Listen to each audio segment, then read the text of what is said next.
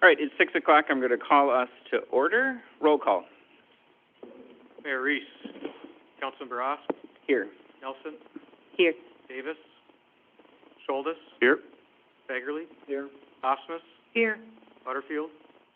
O'Brien. Here. 6 present, 3 absent. Please stand for the Pledge of Allegiance.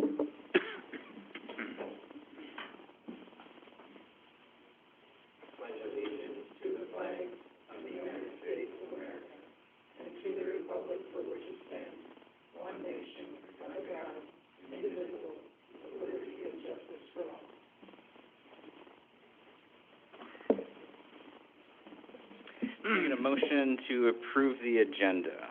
So moved. Second. Motion and a second. Any discussion? Is it a roll call vote or is that a motion? All right. All those in favor say aye. Aye. All those opposed? Motion passes.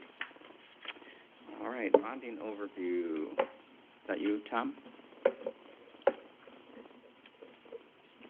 Good evening, members of the council. As we get into our 2024 bonds that we had started to schedule at our last council meeting, we're looking at our current and past issuances tonight. So since our 2024 improvements have started and our bonding process has started, we'll continue that with a public hearing next week to authorize the issuance of the bonds. I just want to quickly go over this year's bond. Will have a couple different pieces of it. It'll have our main street portion of it, which is the lion's share of it. Along with that is our equipment certificate. We had put a purchase order in for a fire truck, a motor grader for Public Works, as well as a dump truck for Public Works. Along with that is also a wastewater treatment plant portion of that. It would be the costs associated with our road improvements. Just to kind of look forward to the future, we have the operating costs of the wastewater treatment plant, along with the increased street projects. Their portions have significantly increased. So we'll be looking at doing potentially a rate study here in 2024 to help with our capital improvements and forward-looking finance pieces for the wastewater treatment plant. So just give you a quick little heads up. If we don't have any other questions, I know Doug Green from Baker Tilly, our municipal advisor, is here to kind of go over our current situation of our bonds at the city of Willmar, and then also look forward with our future needs. Tom. Good afternoon, almost good evening. Again, Doug Green, Baker Tilly. Always good to see you. Next slide, please. So I believe we wanted to take 15 to 20 minutes. Is that okay? Yes. What do we want to do? I believe we do this about once a year. At least we try to look at before we get into the current bond issuance. Look at our outstanding debt, which is primarily street improvement projects. Then we have a few smaller pieces, the ice arena, pedestrian path. That's a very small portion from the 21 bonds. And this year's Tom mentioned the equipment. So we'll start with that. We'll move into the projected debt service. Very, very broad assumptions for the next 10 years about the street improvement projects. Certainly didn't go year by year, but we'll see. We made some broad assumptions over time. It will put us in the ballpark. And then after we layer on the future street projects, then layer on potential city hall. Didn't do a financing scenario for the community center, but we all know it's out there, so we'll keep that in the back of our head. Then after that, I believe in front of you to put together two financing scenarios. So the goal of this is, one, just recall what we have outstanding, what we have coming off, or the lack of bonds we have coming off, really. If we just make broad assumptions for future street borrowing, make very broad assumptions about growth in the market value, tax capacity, and begin to get a good understanding about where is that tax levy, both operating and debt levy, combined levy and tax rate going to be in 5-10 years. I mean, these outcomes are incorrect. They're wrong. That's the nature of projecting and forecasting. But it's going to put us in that ballpark, and you're going to know that the general direction that we're going. The slope of the curve is like that. Next. These are our outstanding improvement bonds. Remember, about 2 years ago, we paid off, we paid off about 4 outstanding bonds, I believe, from 2011 to 15. So those are gone. So our latest ones are 2016. And so I know you're always thinking, you know, when do we have bonds coming off? How big are they? And are there any opportunities to refinance, you know, for interest cost savings? So looking at the 16, 17, 18 bonds, going over there to that final maturity, you know, we don't have anything maturing in 25 or 26, not till 27, and those are small, and we'll see that on the next graph. So there's not a whole lot coming off, unfortunately, with our debt service until we get later out into like 29, 30, 31. Do we start to see some relief from our current debt service? And then the last thing I'll say is, you know, these bonds do come callable. There's 2 bonds callable now, but there's really, we've been at low interest rate environment for so long. There's really not going to be any opportunities to refinance for interest cost savings either. Next slide. So looking at this graphically, the green is all those improvement bonds. You know, going out, looking out 15 years to 2039. Then the blues, the ice arena, you know, smaller debt service, is about 250, 300,000 per year. And then this new equipment bonds that we're looking to finance over 10 years. You know, it's another around 300,000 as well. So like I said, looking at 25, 26, 27, 28, there's very little coming off until we get out there in 29, 30. Then we have some of those bigger bond issuances from like 2016, 2017, 2018 maturing out there. And this is total debt service, so this is not what's on the levy. These are all repaid with transfers from the Community Investment Fund, assessments, and property tax levies. Next slide. Let's see, is there, that is difficult to see from where you are. There's probably another way to zoom in. So up top, these are these broad assumptions that talked about. Going forward, the street portion so the levy portion of our annual street reconstruction projects, you know, we're always in that, well, they used to be in that 4 or 5, and in the last few $1 million range, in the last few years they've been, you know, 7, 8, 9. But that's everything. That's state aid, that's municipal utilities portion, that's wastewater treatment facility portion. There's some you know, sales tax portion sometimes for the stormwater. So our street levy portion, you know, is typically around 50% of total cost, up to maybe, you know, 2/3 of total cost. So that's the broad assumptions that I'm making so far. So beginning next year, $5 million street portion, levy portion, depending on the type of project it is. You know, that's maybe an $8 million total project. 15 years, just 3.5% interest rate. Just looking historically, if it's 4, it's not going to change. It's not going to change things much. And then the assessments are 1/3 of the street portion, which every project is different, but on average, you know, that puts us in the ballpark. So you see, if the city continues on its current street program, and the projects are beginning in 25 around $5 million, increase 5. I just put in 5% annually.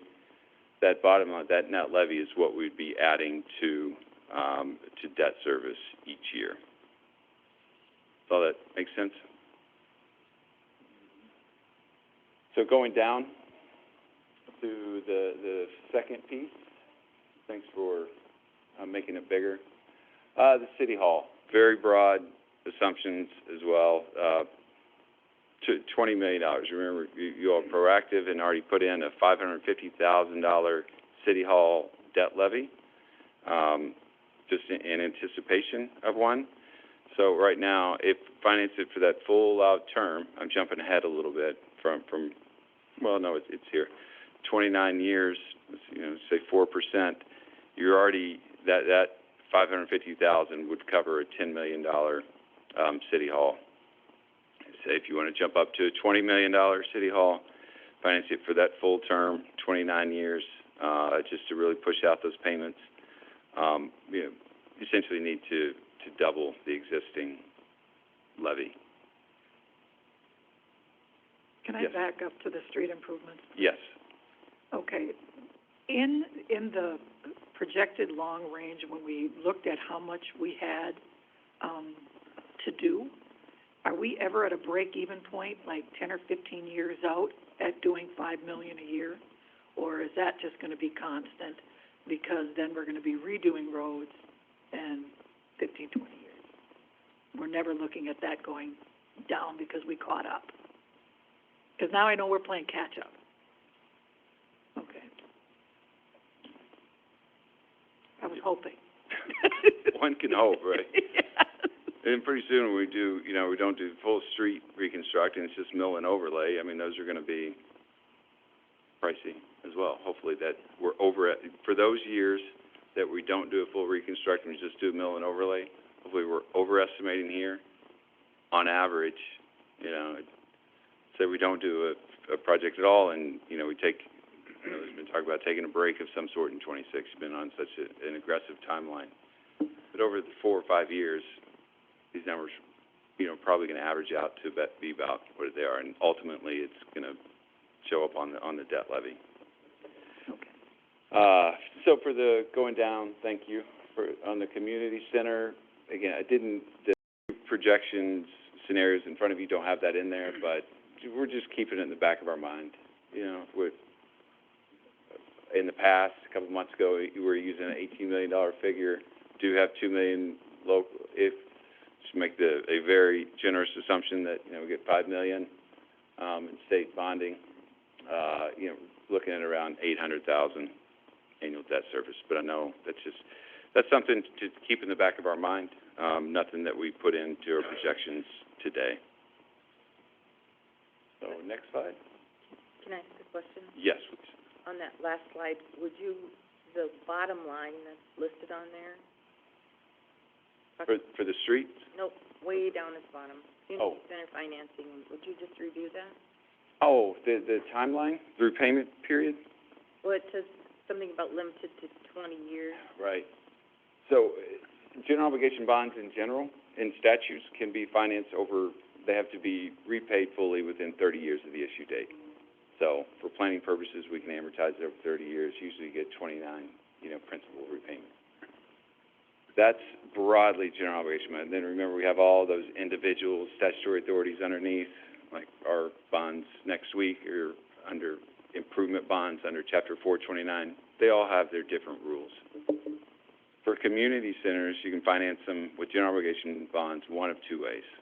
You have a referendum, and passes, you issue general obligation bonds, you can go out that full 30 years. The other authority that we have, that we use for just a small portion of the ice arena and for the pedestrian path, is this statute, in the economic development statutes, called abatement, general obligation abatement bonds. I think we've talked about it a few times. With that, we can only do 20 principal repayments. So it does limit us in that. Whereas it certainly would be a 30-year facility, the life of the asset, but yeah, we don't have the legal authority to amortize it longer than 20 years. So next slide. So two relatively simple financing scenarios. The first one is take our outstanding debt, we tack on what we just talked about. We continue with the annual street improvement projects and just go with the $10 million City Hall, so there's no additional City Hall levy. That $550,000 covers it if you do amortize it over that, 25 to 30 years. And then scenario 2 is just a little bit more, just the same annual street improvement projects and then a $20 million, so we have to add $500,000. So knowing that these slides this next slide was going to be way too small, so we printed them out in front of you.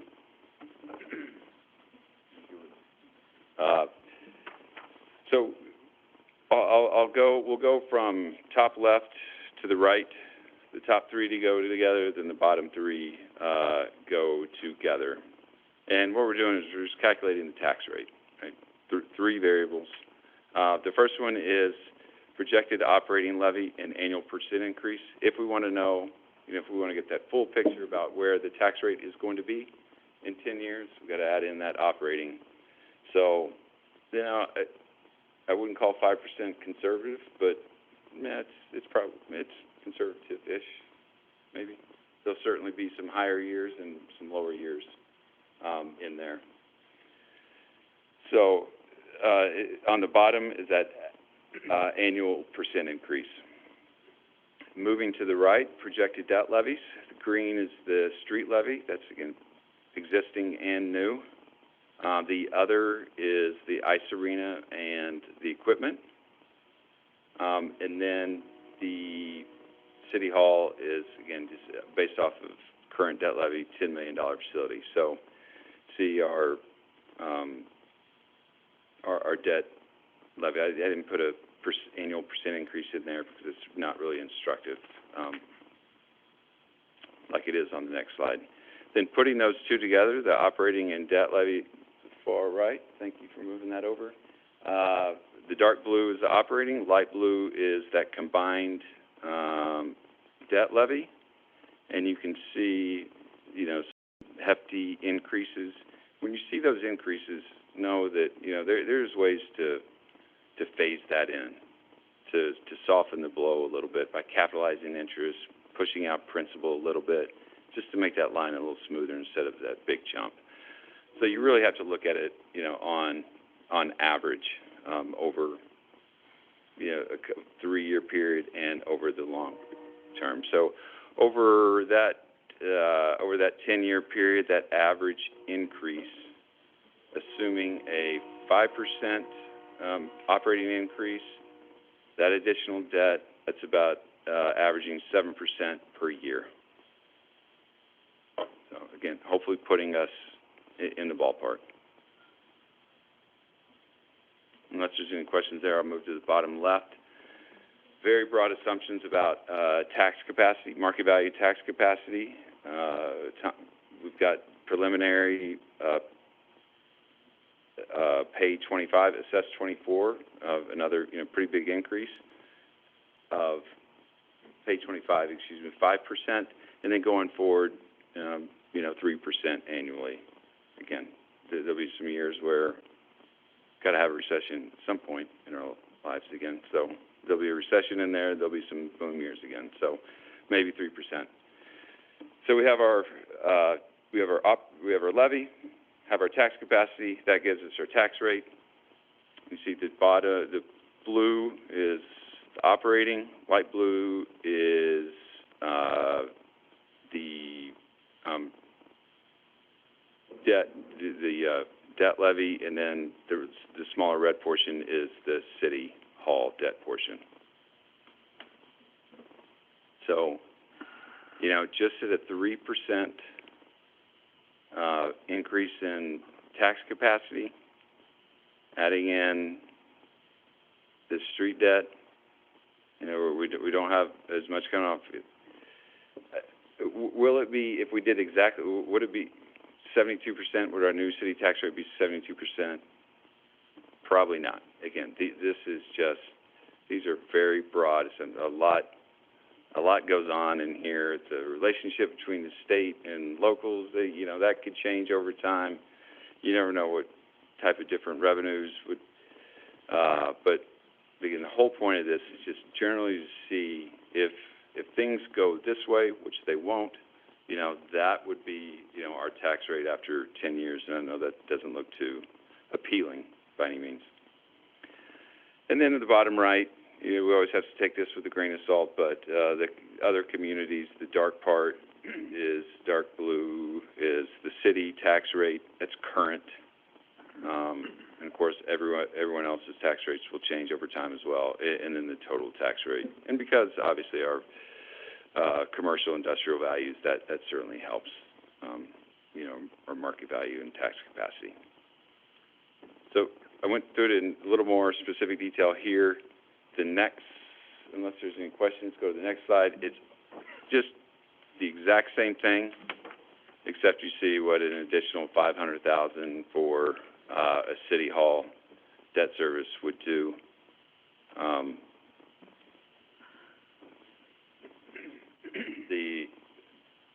The dark red is the existing city hall debt, and the light red is that additional.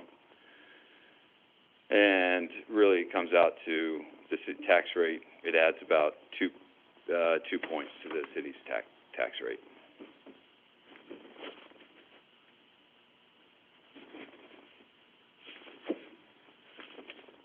So yeah, I would really look at this as just broadly. This is the direction we're going with.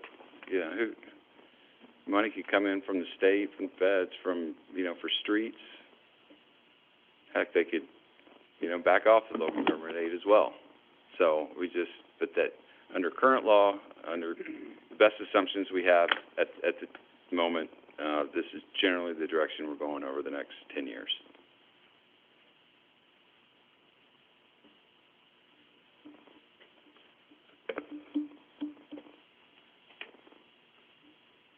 Any questions?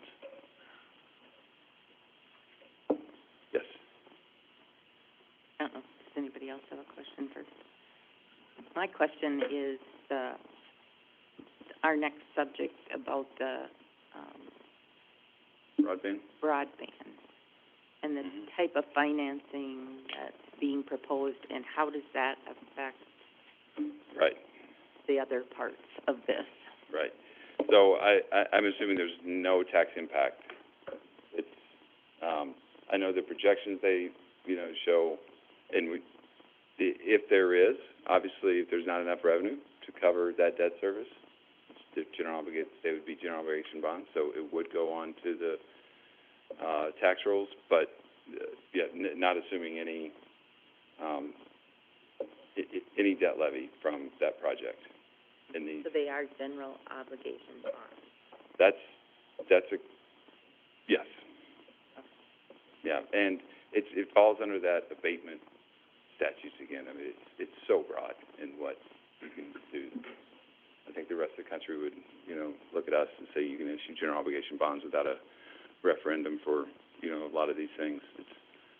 We just have broad authority to use that statutory authority for these types of economic development projects, or quality of life projects, frankly, as well.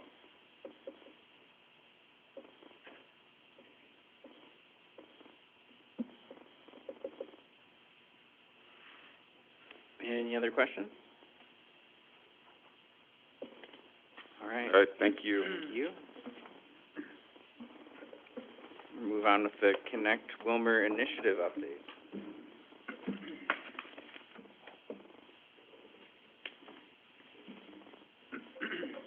Good evening. Thank you, members of the City Council. Tonight, I would like to just kind of summarize what you're going to see, probably over the next 30 minutes, we'll say. And really, it's to summarize the last 2 months of work, 3 months of work that the city's been working on, after the January 22nd work session, and also when we were last before you at the regular City Council meeting on February 5th. So we want to take this time to provide an opportunity to Hometown Fiber to answer some of your questions, as well as provide a really high-level overview again on how this project has developed, and then finally, we'd like to dive into the numbers, into the pro forma. That's kind of the missing piece for this whole project that you haven't seen yet, and that's been completed by Hometown and reviewed by multiple parties. So If there aren't any questions for me, I'm going to turn it over to Hometown, and Marlena is going to do a presentation here, and then Laura Lewis are online to also provide detail and information on the project. So I'll turn it over to you, Marlene. Hello. Council and city staff, you are getting a whole night of numbers, aren't you? This is fun stuff. Out of here. So, all right, so thank you for the opportunity to present to you tonight on the Connect to Willmar initiative. This is a project that we've been talking about that's going to directly connect every home and business in Willmar to the fastest internet available. The project where you, the city, are going to provide the neutral infrastructure that allows fair market competition while ensuring Willmar is up to speed, digitally, economically, and for the future. So my goal tonight, what I'm aiming for, is to give you the information you need to keep this project moving forward. Okay, we're tiptoeing on a deadline to begin building this on the 2024 season. If we miss that deadline, a bunch of stuff changes. So we need to make some decisions, but before we make any, you need some more information. I'm going to quickly recap the situation that brought us all together here. We're going to go over the pro forma that will cover the projections, the risk, best, worst case scenarios, and the rewards. And then as we go through this, I'm going to answer some of the questions you had at the February 5th meeting. If you have questions following the presentation, fire away. All right? I want to make sure that you have all of the information that you need to make your next decisions with full confidence. Okay, so jot them down as they come up. Since our last meeting, we've been busy. We directed the money you did approve for the outreach toward garnering local business support, because that's how this all started. You have an industrial park that's underserved, and they still are. Economic growth for Willmar, that's why we're here. We have been working with your financial partners on the project. We completed a financial pro forma with input from Doug Green at Baker Tilly, your special financial advisor, Laura Lewis, Michael Laymaster at Harvard Business School, provided some additional assistance. Hometown Fiber has completed network architecture for Phase 1, while Bolton and Mink are preparing the construction documents. We have been solidifying the details of the operations agreement with your attorneys and have a letter of intent signed from Broadband Minnesota. We've also made some really important connections on your behalf, both on a local and now a national level. It's really exciting. You have a lot of support behind you, and you have a lot of really good people who are really good at their jobs, who have done a lot of work on this project to make sure it's going to be smooth. To recap a little bit, in 2022, a need for better internet access in Willmar was publicly noted. And then you know the rest of the story. Your industrial park needed symmetrical service. Symmetrical service can only be provided using fiber optic. You released an RFP. 3 responses. 2 of them were from ISPs who asked for money from the city to expand their businesses to only parts of the city. And the 3rd was Hometown Fiber. You chose Hometown Fiber's proposal. Our response offered symmetrical speeds, not just in parts of the city, but to every address in Willmar. The financial model is set up to repay the investment from the city, which then becomes a self-paying and self-sustaining infrastructure. Right, so when you're asking questions like, do we ever get caught up, or are we constantly, there's an end point to it, right? Infrastructure, right, which means that once this is built, you don't have to do this again. Willmar will have as much bandwidth and speed to grow as much as you want, when you want to. But there are questions that arise when you're doing something outside of the norm, right? Who is Hometown Fiber, and how will it all work? What is the risk? Does the risk outweigh the reward? Do we need to do this right now? Can we wait a little bit and see if we have to do anything at all? There's a lot to think about. So we're going to answer some of those, the first being, why this and why now?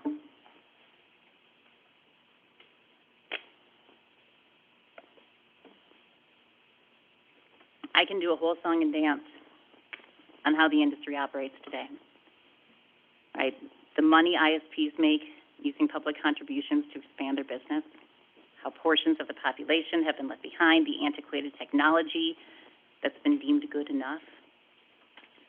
It's something I'm very passionate about. That's why I have a job. That's why I am in Willmar with you today. On a federal level, this is something that's making a lot of noise.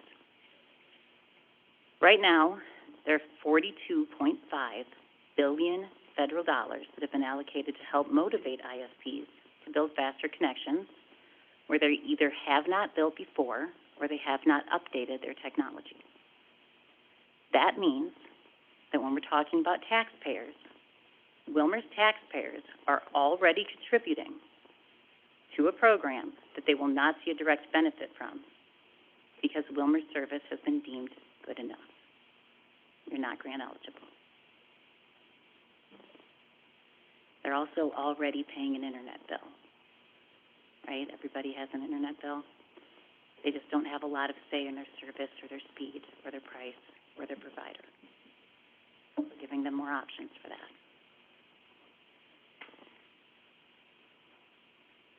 You're not the only community who's in this position.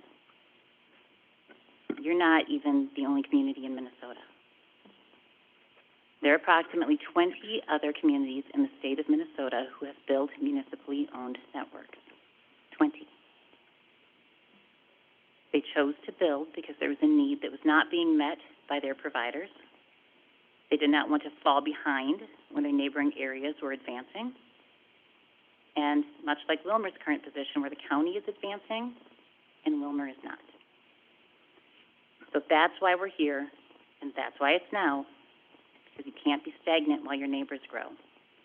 The other areas who are just a stone's throw away are building and growing, and they're doing it right now.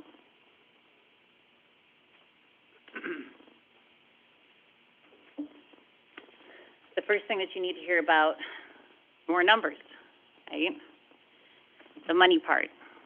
So we've gone over the pro forma. We have spent a lot of time with your financial advisors and city staff structuring this in a way that would mitigate the most risk possible. We've all chosen, I guess, to move forward with general obligation bonds.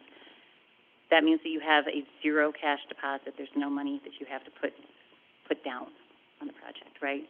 It keeps your interest rates low at about 4%, and it gives you a 20-year term.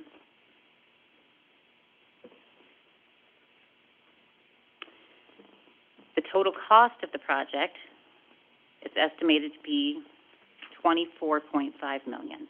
Okay, that's total, the whole thing. Not what I'm going to ask you for. We've divided the construction into 3 phases. Phase 1, which we went ahead in 24, is $9.2 million. That's the first ask. 25, $7.8 million, and 26 is $7.5 million. Okay, so what's happening and how this is structured is you build phase 1, this starts producing, this has customers and starts producing revenue. You build phase 2, well, this is producing revenue, right? That funnels over into here. Then you have 1 and 2 running, right? And by the time you have the principal payment due on the bonds, you have all 3 phases up and running, and you have one that's 2 years old and one that's 1 year old. And it's kind of all rolling over. I am going to let Kyle Moorhead, the CEO of Hometown Fiber, take you through the pro forma, right, and some of the projections now, but I want to play worst case scenario, okay? The absolute possible worst thing that could happen here, what is the risk? Because it does fall back on the taxpayers, right? And is there a risk? There always is. So worst case scenario, you build phase 1 and you have 0 people sign up. Phase 1 includes your industrial park. I've talked to your business owners. That will not happen. Okay? I'll bring you letters of support that will prove that. So you build phase 1, 0 people sign up. And then you build phase 2, and also 0 people sign up. And then you build phase 3, I would never let you do this. You build phase 3, and there's also 0 people that sign off.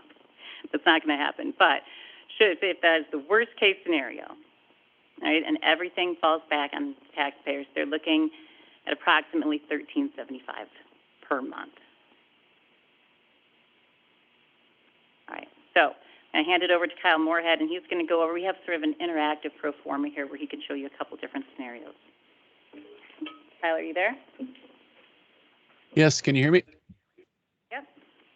All right, can you see the pro forma on the screen, Marlena, or is it still the slide? Okay, I'm gonna have to share something else.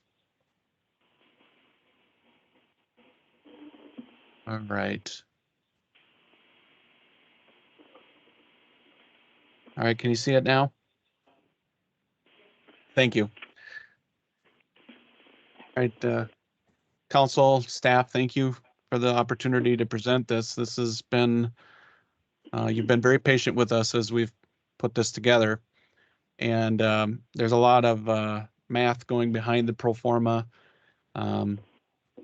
We've sent this off to your financial advisors to review, and they've started to take a look at it and are making sure that things look right.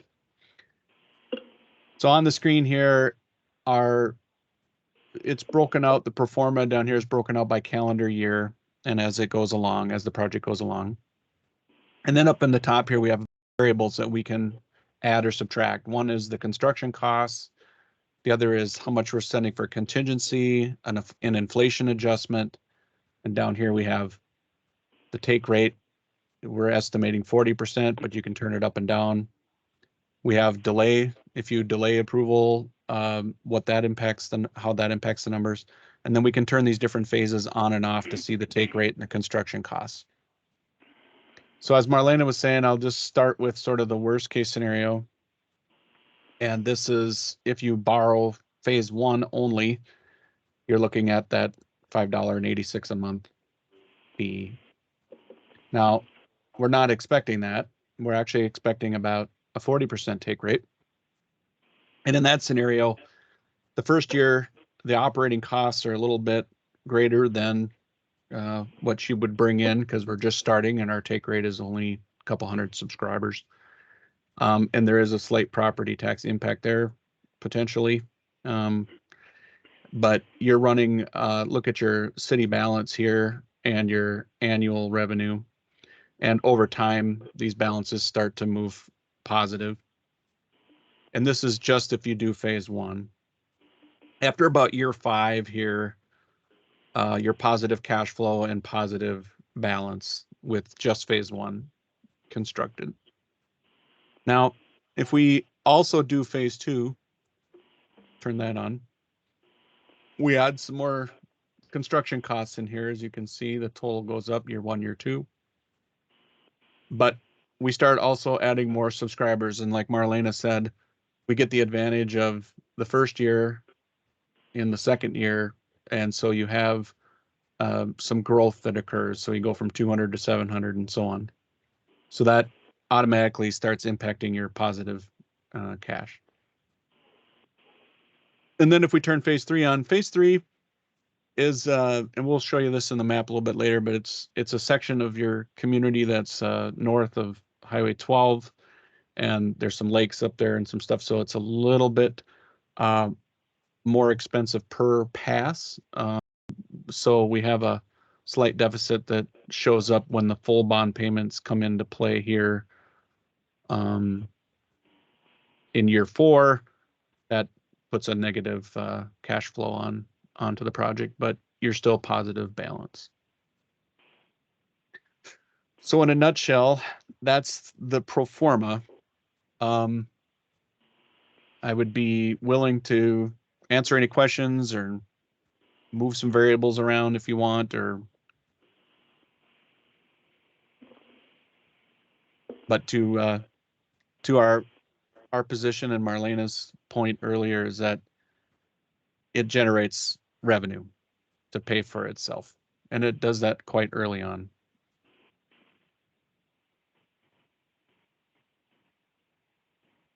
Can you speak about the take rates that you've chosen for those first few years? Yeah, I can. So we spent a great deal of time trying to figure out what the take rate would be, or, what's too high, what's too low, what can we expect? So we're estimating 40%. The reason for that is we know that if you have a community that a municipal network resides in and that's built, and you have a competing fiber optic network overlaying it, meaning you have two fiber optic systems, which there is a place in the state that is like that. They pulled a take rate of 35%. So that is the lowest that we could find that was, up and running and reasonably running.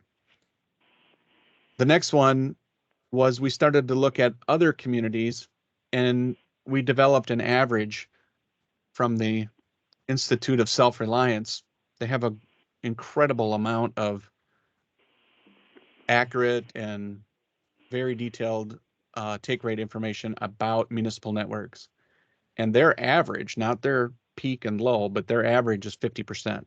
Now, I suspect that maybe if we do everything just right, we'll get to 50%, but you can't really do that at the beginning of a project, expect the best. So we did some more calculations and came up with 40% for our starting point. So I hope that answers your question. What happens if that's, I don't know, let's just say 30%? How does that change those numbers? All right. Well, bear with me. I'm just going to turn this down. I have to do it in percentages, clicks, so it might take a little bit to get to 30.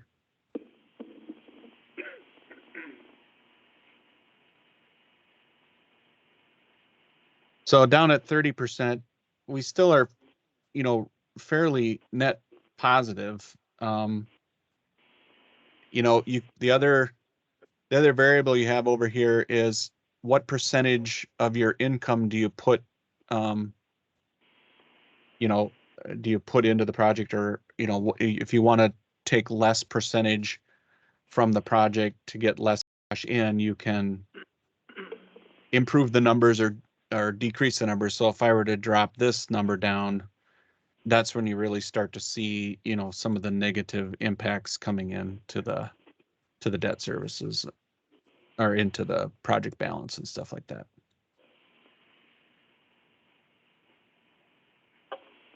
And I'll ask just one more question too. I'm looking and trying to read on some of those, I see marketing and promotion. Is there anything in there about network repairs that we'd be making? Yes. Maintenance? So your operational costs here are part of that operation agreement that Marlene is going to talk about in a few minutes.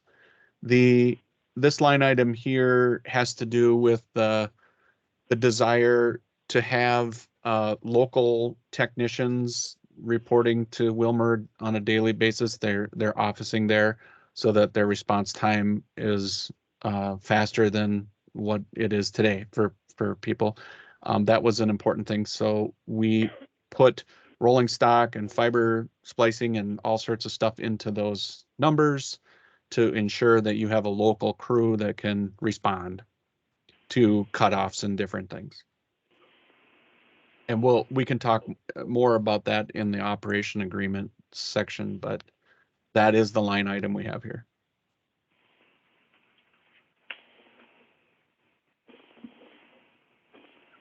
Thank you. So I don't quite understand when you say people sign up.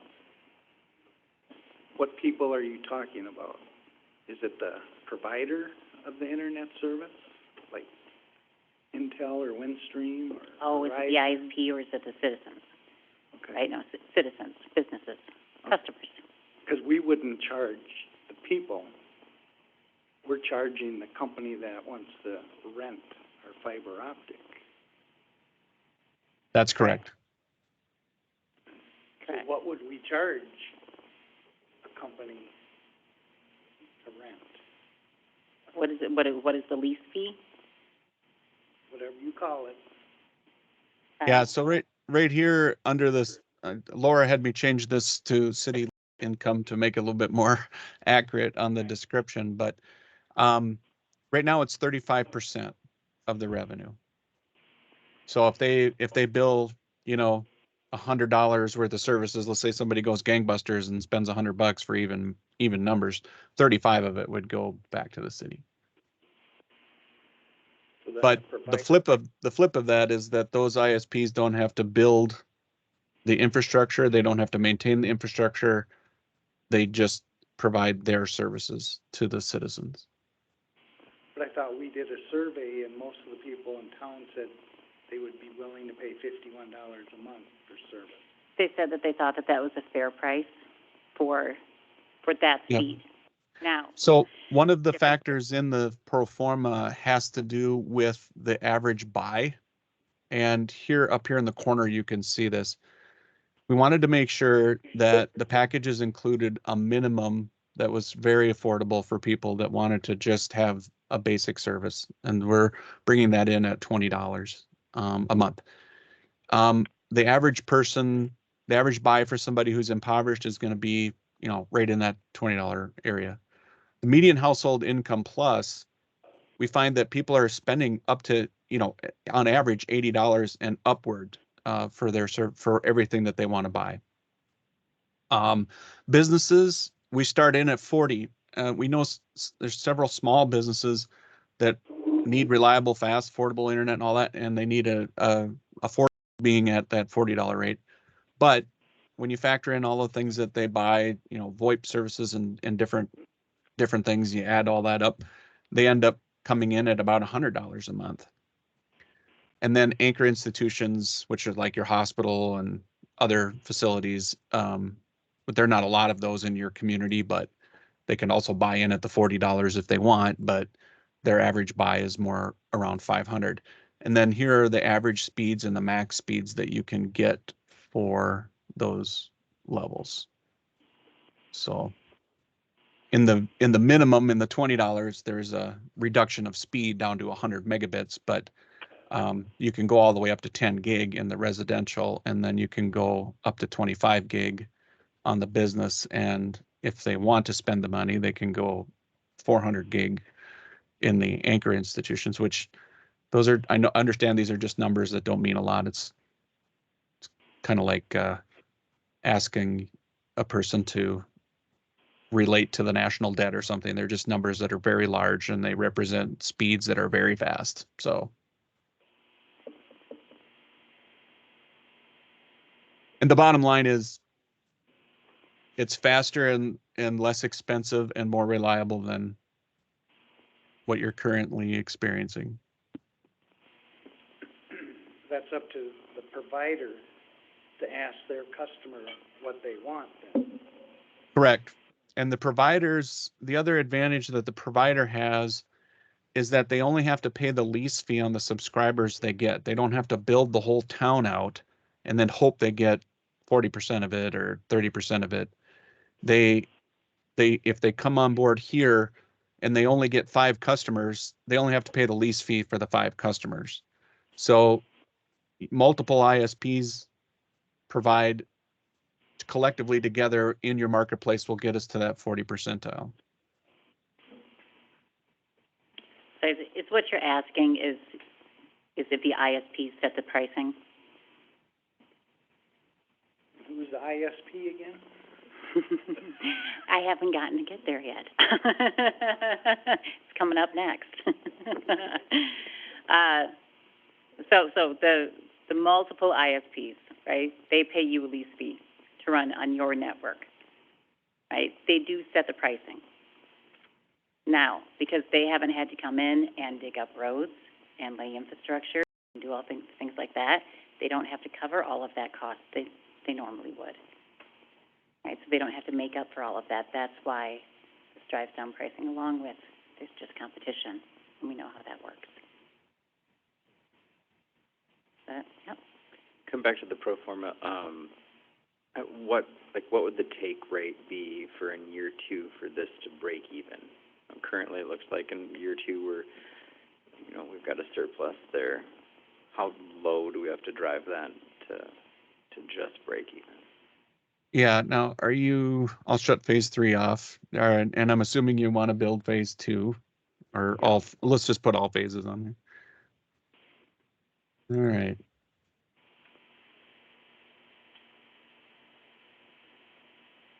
I'll just keep rolling this down until we run out of money.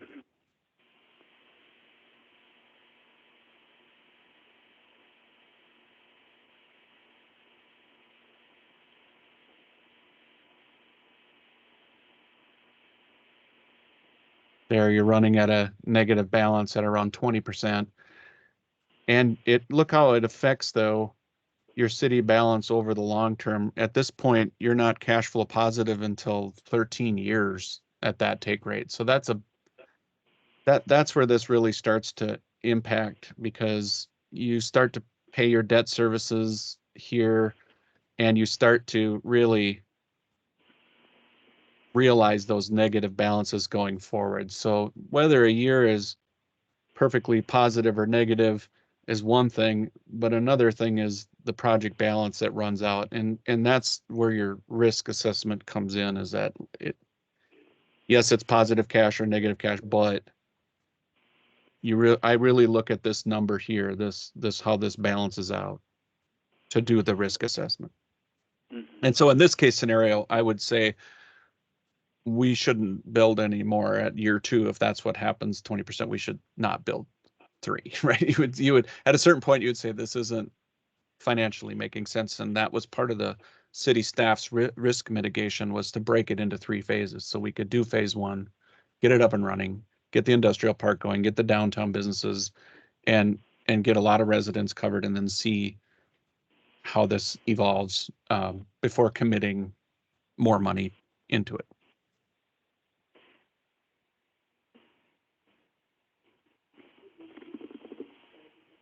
Kyle, this is Laura Lewis. I haven't been asked to chime in, but can I make an observation?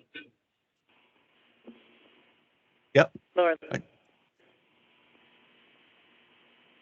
So, just by way of clarification, I did the same stress test on the model, and I concluded about the same thing, like 20.2% or something that would make me start to worry.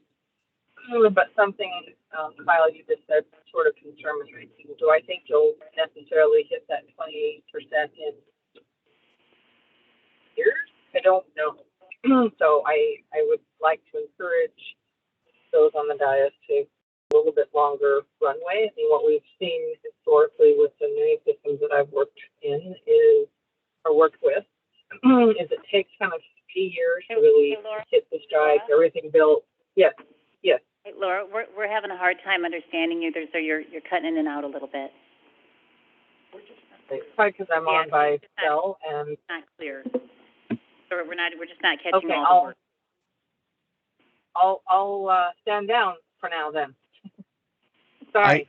I actually did hear her, Marlena, on my end, surprisingly. What'd you say? And basically she was saying, was referencing, she did the stress test on the model and was running through it. And her and I talked before this meeting about the model and the stress points, but she was talking about this take rate and how it takes a little bit of time to really build up to that full take rate. And that's reflected in these numbers here. We don't start off at 40%. We actually start off at 8, and then it moves up to that 40 percentile as you're marketing and as people's subscriptions with other services expire and as they learn about this and want to come on board. So it's a very gradual, realistic sort of progression based on what we've seen in other communities and in other systems. So that's part of the pro forma as well, is that it's not just day one, 40%. It takes some time to get those subscribers built up.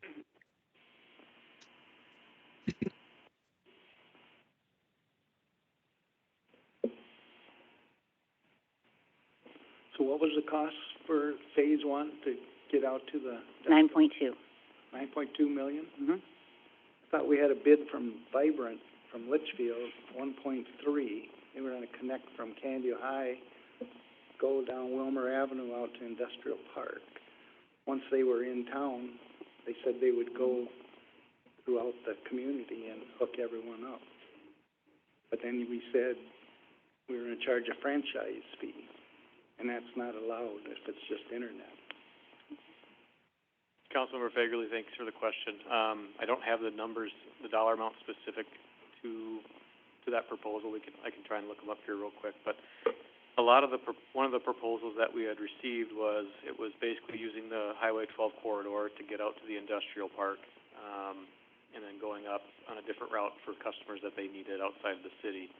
It also included for us paying for 19 miles of fiber that was not included in the city of Willmar. So that was one of the reasons why we didn't move with that particular proposal.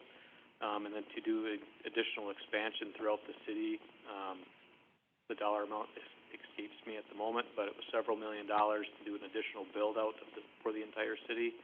And it still wasn't, basically the points that it was hitting was high-density areas.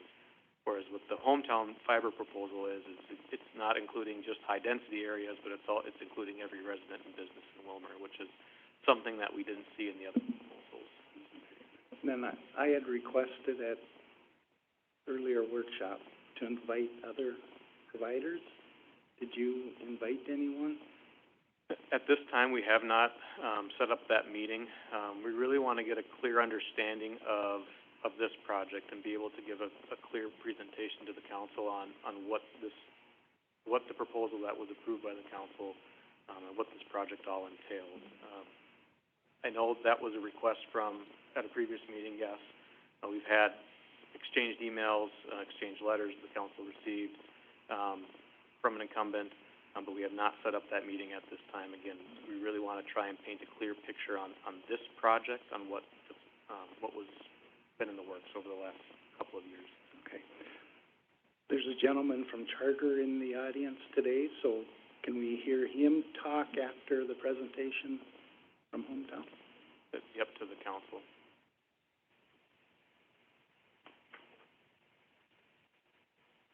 I don't see why we can't.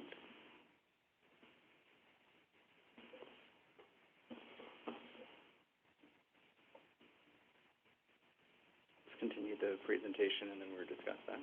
Yep, I need to understand this first. Other questions? I think you're gonna talk about why the ISP should want to come on this. You alluded to you had more to present, so. Yeah. Let's move on to fun things like operations agreements. Okay, so the operation agreement is something else that was mentioned in the February 5th meeting. This is another piece that's going to come in front of you for approval that we need to be approved because it solidifies the legalities that I need to do other contract negotiations, right? So without this being passed, I can't go to other ISPs and say, Willmar will do this, and Hometown Fiber will do this. Some of the questions that were asked were, will Hometown Fiber have staff on site to respond if there's an outage? Yes, that's worked into those numbers for you. In the event of an emergency, what we do is we contract with larger firms such as MP Next Level. Right? It's just more cost effective, and it's a balance between local service levels and emergency response. The monthly fee in the operations agreement doesn't start until there's a customer. Okay, so as we go through this bonding process and we're doing things like that and the build, there's not a monthly fee until there's a customer. That's an important portion of this. There were a couple other questions on operations agreements and things like that. Is there anything else you'd like me to touch on?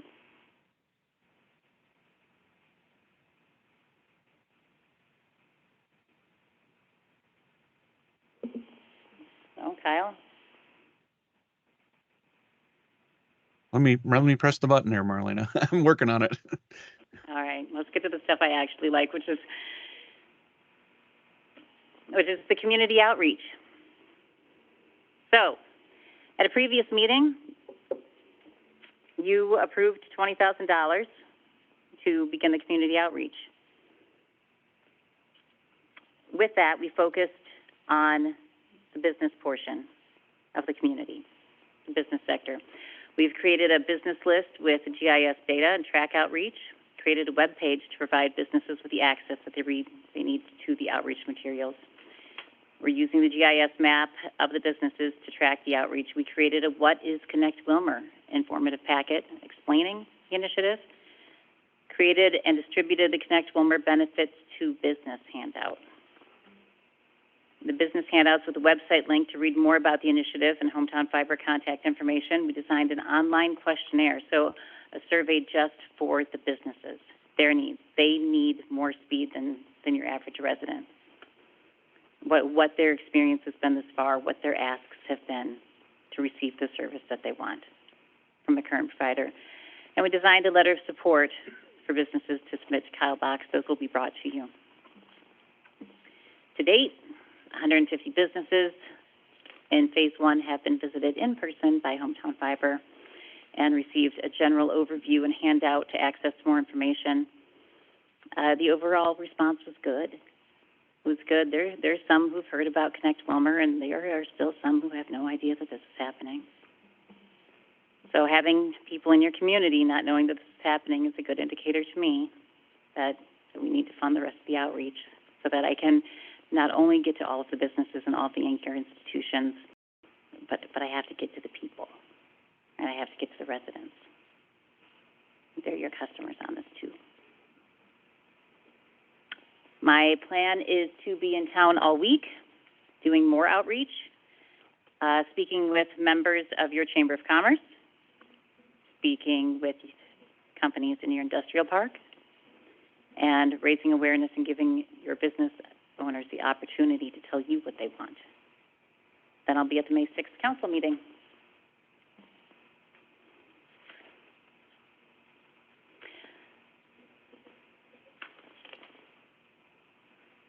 When you're weighing some of this and you're looking at the numbers and you're going, okay, 9.2 million here, right, versus 4 million over here, right? And what does this cover, and when does this come, and what is it? Is it symmetrical service? That's an important question. That's what your RFP called for. Was symmetrical service, at least to the industrial park. That's what they need. We haven't even touched on the smart city applications and how that can grow. But when you're looking at 9.2 here, right, and say there's 4 million over here for parts and it's 9.2 over here for this part, this has an ROI.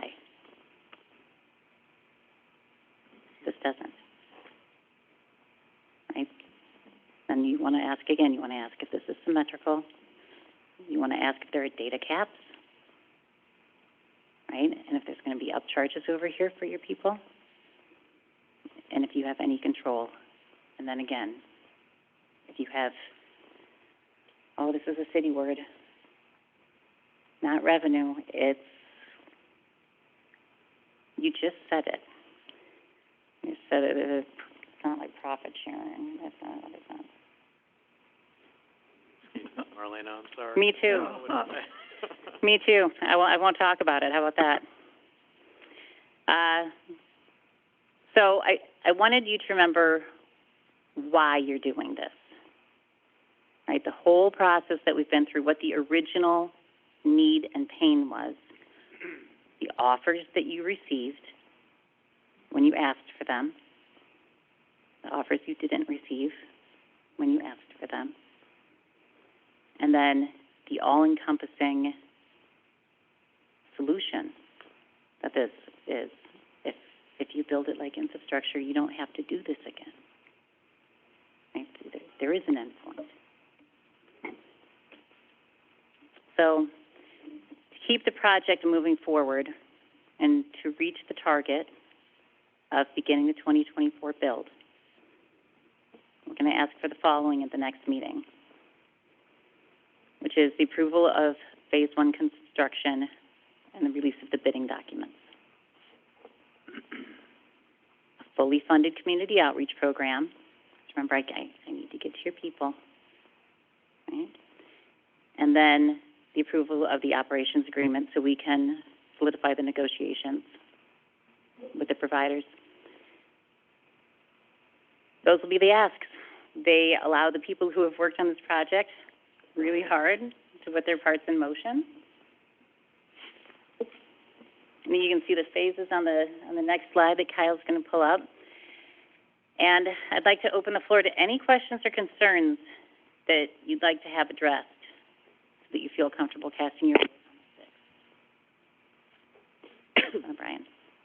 Over the last year, I've received phone calls, emails, texts, personal, one-on-one, about some of the communities who have tried this in Minnesota and have failed. Yeah. And they just want to know what's the difference between this project and the ones that have failed. Which one are you referring to specifically? Well, there's a list. I don't remember exactly what they were. Do you, Kyle? Sure, I think one of the projects that was referenced on that list may have been the city of Monticello, is Right. that correct? Right. Marlena, do you want to talk about that, or? Yeah, can I?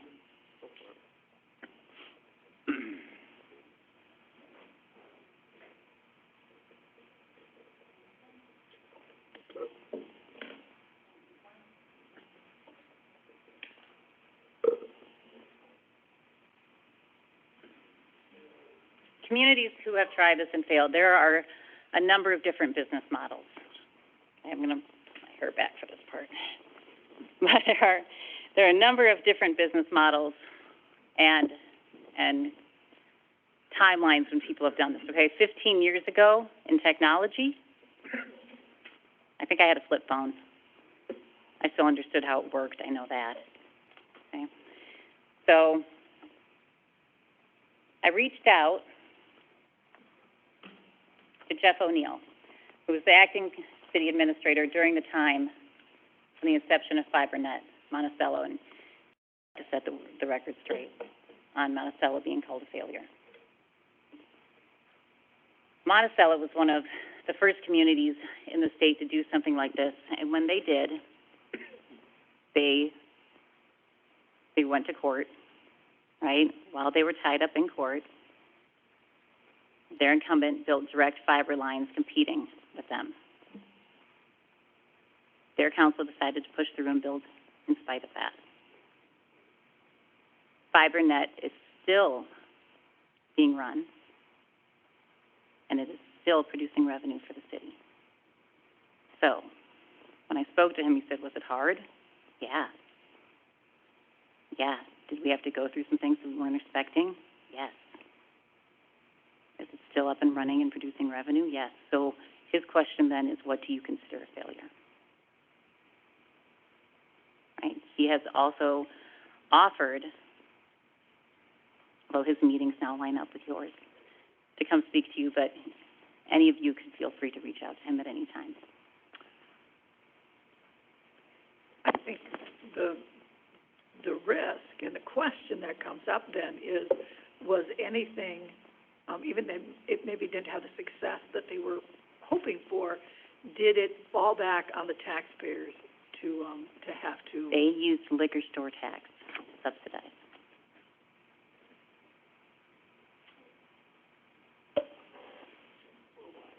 Yeah, for a while, and then it caught up. They were able to use revenues from their municipal liquor store to help instead of it going back on the tax levy. That again, these would be two different scenarios, two different projects. That is their specific example, which. And Monticello was different also in the regard that it was a free system, telephone, cable, and internet. So that was. And then it had to be upgraded, and then it had to be upgraded. So that was different. So that's why. Right, but even that operating today, right next door, bellied up to another direct fiber service, is still producing revenue. And that's what we're pointing to as a failure.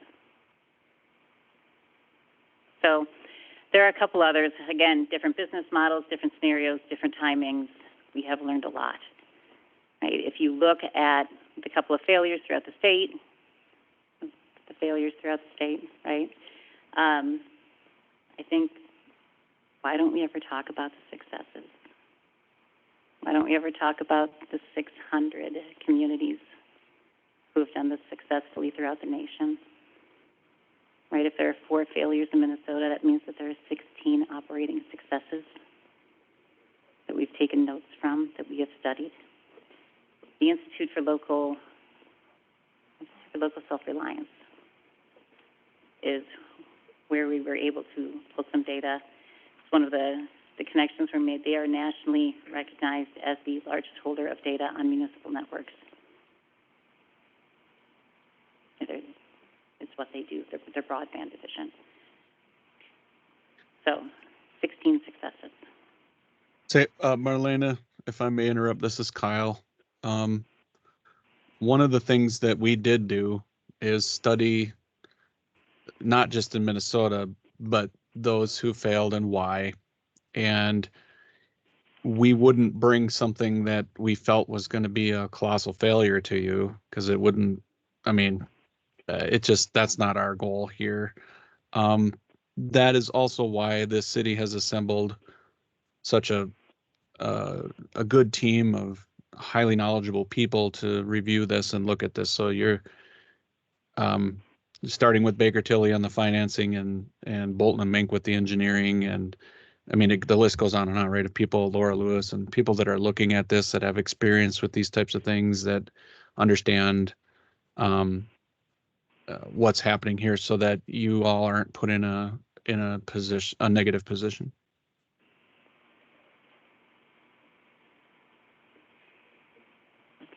Thank you. I still have a question on the ISP. So our current internet service providers, why should they want to get on board with the city? God, why wouldn't they? Okay. I want you to explain that. Yeah, I can do that. Because we, the current ones that we have, providing service, help us to understand the difference and why they would want to do this. And then on page 14, you referenced that this doesn't cost the city until network begins operating. But this is talking about the monthly fee, and I understand the quantities, but who's paying what to who on this page? That's a good question, Kyle. Do you want to do that one? Sure. The operation agreement is there needs to be somebody that will operate the network and maintain the network, so when there's trouble, there's a response to it. There's a fixed fee associated with that. We have to staff people in Willmar, and we have to put rolling stock and other things out there. But that would be something that the city would pay to Hometown Fiber for the maintenance of the network. Did I answer it? Yep. Okay. All right. And then your other question. So are you speaking specifically about local ISPs? Yes, and you're talking about signing them up, okay? Okay. All right. And what would make them stop doing what they're currently doing and sign up with us to do this? Then they might not. I think that your local incumbents aren't, unless it was absolutely free to them, I don't think they would come on board. I mean, that's our take on it. But what we're trying to do here is bring new businesses in. So you're not really looking for our current ones to get on board. You're looking for not necessarily. New ones. So what you're doing, right? Again, is you're building a neutral infrastructure, right? The people the ISPs who have service in town paid for their infrastructure to go into the ground, right? And then they have to make the money back from the infrastructure that they put in the ground from their internet bills. Right? So can they be on there if they want to? Absolutely. If they don't want to invest more money by building infrastructure, and they just want to hop on the neutral infrastructure that the city is providing, pay loose fee, and get to all of these people, they absolutely can. We're never going to tell them no. Right? Most likely what will happen, if if you have somebody who has a lot of infrastructure through town and a lot of customers, right? And you're looking at market share, right? And that's a competition that hasn't happened yet. So, not betting on it. Now, are there other ISPs who would like to gain customers without building all of the infrastructure? Yes. They don't have to be local. They don't have to be already here. They don't have to have infrastructure here already in order to run on these lines. Right, so really when you're looking at smaller ISPs, smaller Minnesota businesses, WISPs, wireless internet service providers, right? It gives them a chance to play in the fiber world and to get those customers. So that's an attractive part, but that answer. You talked about survey results.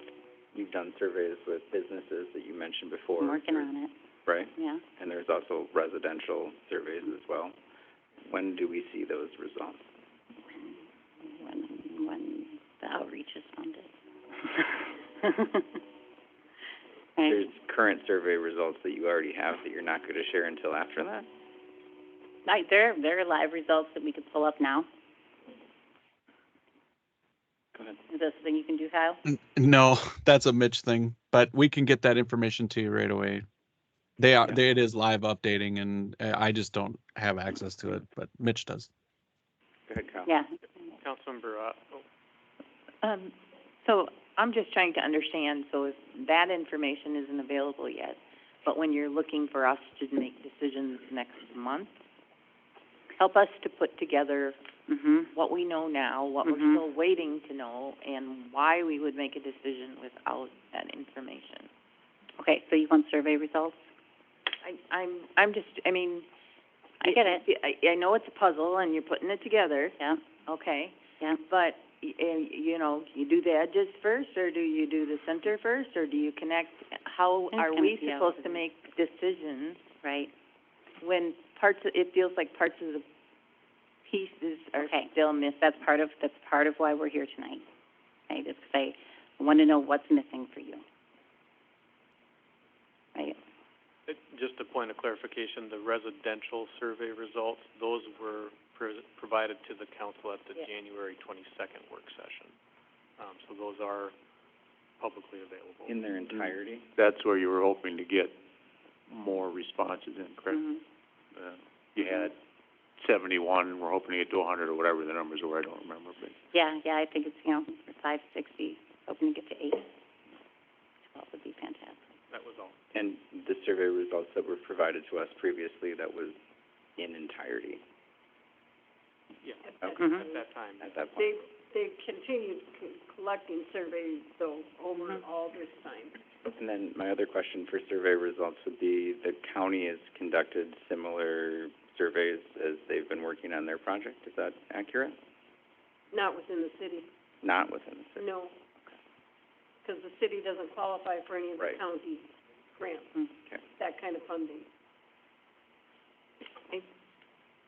If I remember correctly, and we agreed on a lesser amount, and, I mean, with that. But you did indicate at that time that you were still wanting more information before you made a recommendation or a decision. So are we still at that point?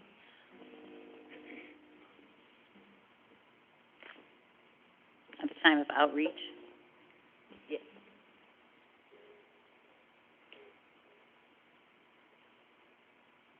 This is Kyle Good, again, good. and I would say no. We've got enough information to do the financial projections and the technical projections, but what we want before we start hooking up people in the fall of this year is to get the word out there and get this information out to people so that they know that this is an option, that they know that this is coming. And the flip side of that, of course, is the political. If they have strong views one way or the other, they'll have an opportunity to voice it to you outside of just the survey. But the idea of the outreach is really multifaceted, but as far as making a decision, I, I don't think the numbers are going to change one way or the other. People want it for a couple different reasons, and that's what the surveys have said, and that's what we're getting in the field with the businesses. The survey results that we had were so overwhelmingly positive, right, that even if I went out and got the other 200, it's not going to drop those 78% to something that's a no-go, right? I mean, the survey results were positive and they were loud. They were strong. In reference to what specifically that they wanted? Mm-hmm. What was that they were? What specifically that they wanted? I would like to have that in front of me right now. Faster speed, lower cost. Reliability, lower cost. Choice. Market choice big was one. a big one. Competition. Yeah, all of that. Because right now your market has a dominant player and they have market dominance. And I think the community in the survey results was they want choice, and they know choice will bring different services, different speeds, different packages, and competition will bring lower pricing. And those are all positive things for the community. At one point, I gave you a list of some comments that were made on that survey, right? And I thought that was a good array of comments, right? From people saying, I chat with my grandchildren online, and I can't have that interrupted, right? I mean, that's one category of people. To people saying, I will make more money if I have more service. And there was like 40-some% who said that they would make more money if they had a better internet connection or faster speed. Whoa, we need to revisit those perhaps in full.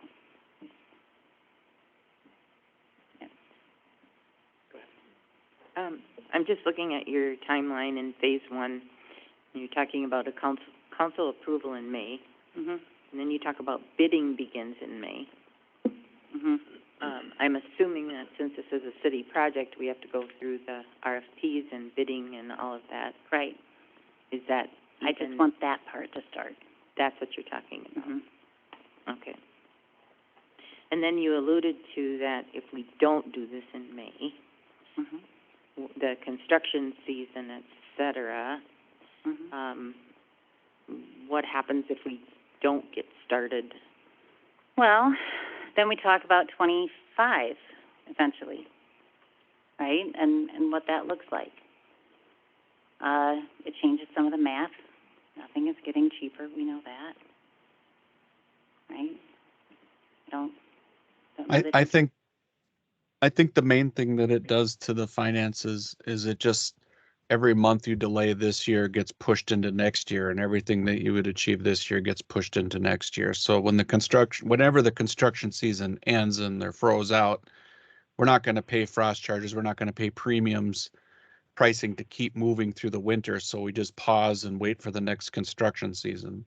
So that what it really impacts is our ability to fire things up in 2024. And you're looking at more and more of those turn-ups in 2025. Okay. Then would you speak to the next line, talks about outreach. Are you asking us for an additional $64,000 to generate interest support and earn subscribers? Is that what I'm reading, or what? In short, yeah, I believe that was worded to fund up to. Right, so that's a max out amount.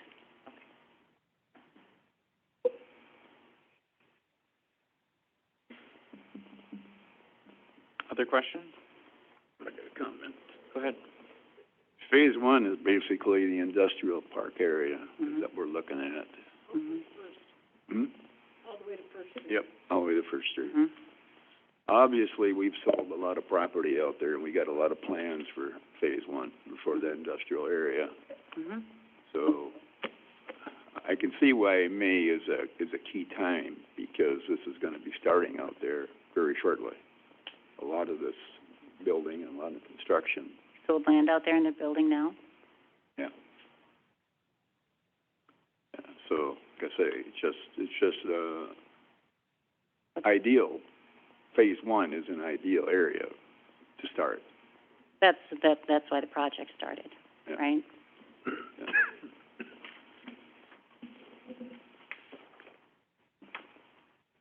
Other questions or comments? No? So just so we're clear, okay, because I want to make sure, again, I want to make sure that on the 6th, if you need me to bring you anything, I want to bring that to you, okay? I can bring you business letters of support. I will bring you full survey results, right? Yeah, any information you can give us is helpful. Okay, all right, so we'll get some voices there. Anything else on the operations agreement? Are we pretty kind of... Is there a draft of the operations agreement already? There is.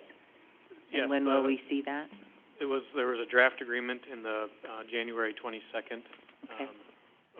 packet. There is, a couple of revisions that have been made. We've been working with Robert Scott, his team, and with Hometown Fiber.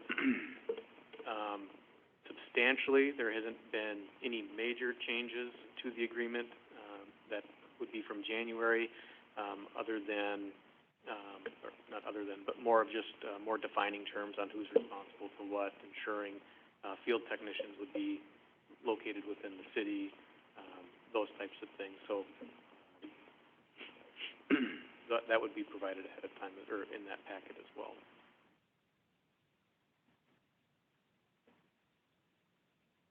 All right. Anything else we I need can bring for you on the May 6th? 6th? Thank you. Thank you.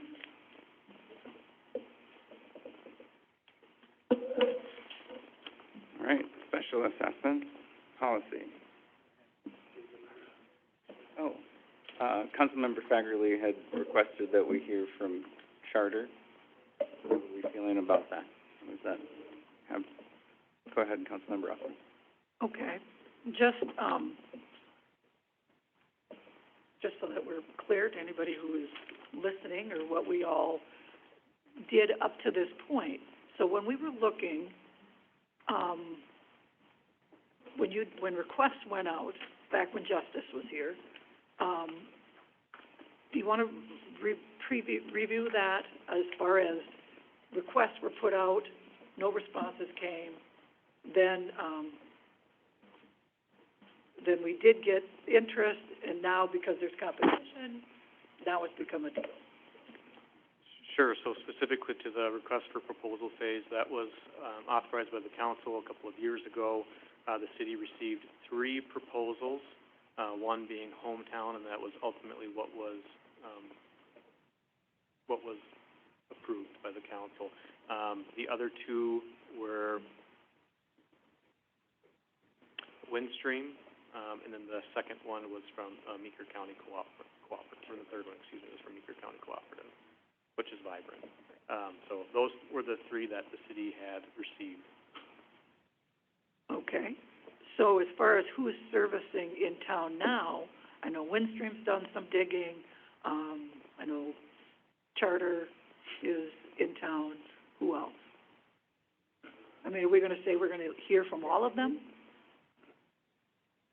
For a future council meeting, is that what you're asking?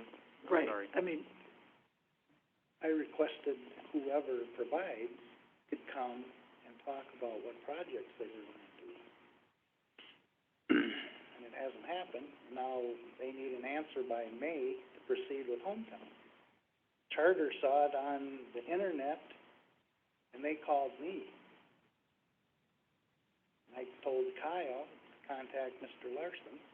He said he had a phone number from a lady from Charter that he's in contact with, but nothing ever happened. So Mr. Larson called me tonight, said he was on his way. So I said, I'll let him speak.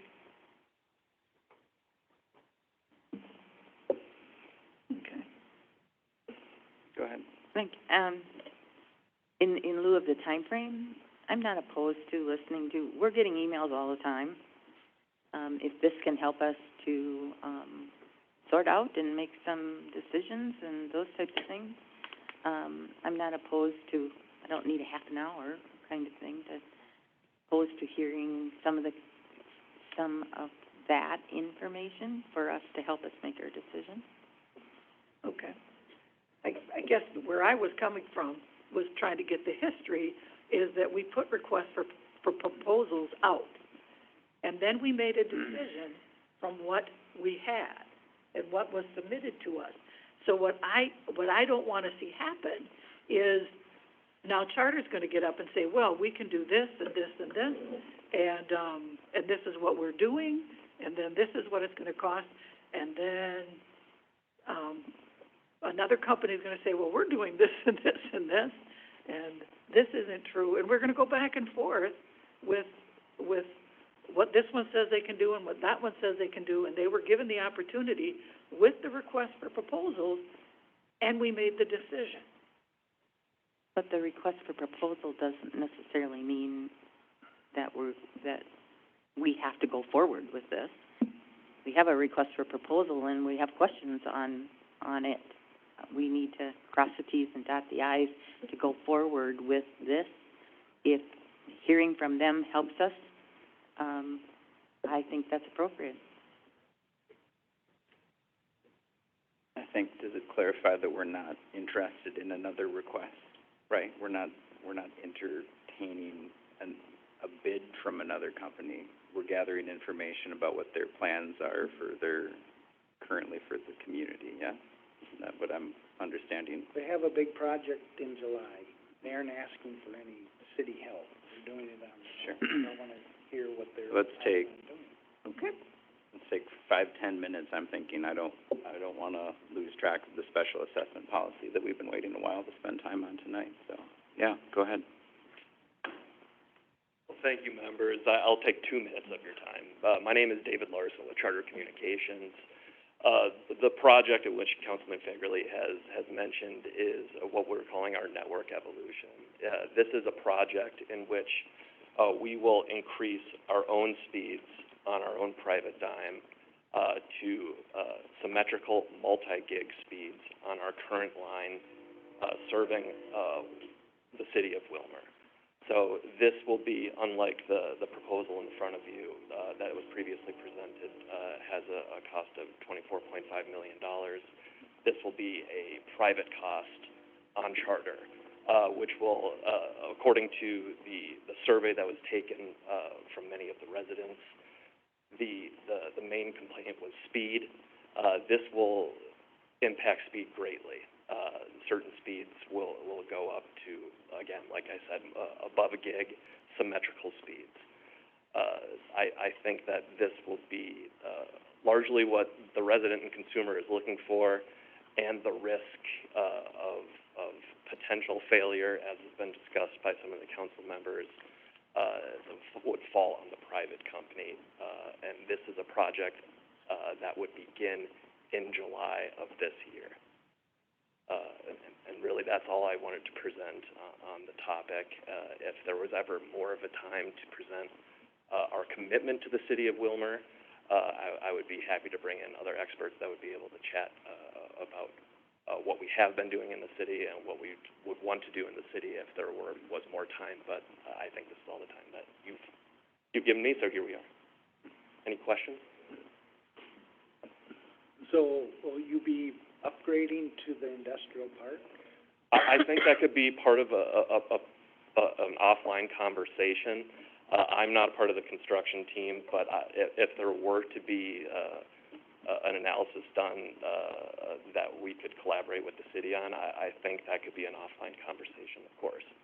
But July will be basically for residential. This will be for our current service territory, yes. This is an increase in speed. Let's say you currently have a 300 by 10 plan. It would be a 300 by 300 plan, all at the same cost. And quite frankly, I think our gig speed cost would be going down as well. So, yeah. Was there any expansion for, design for people who are underserved now or not being reached?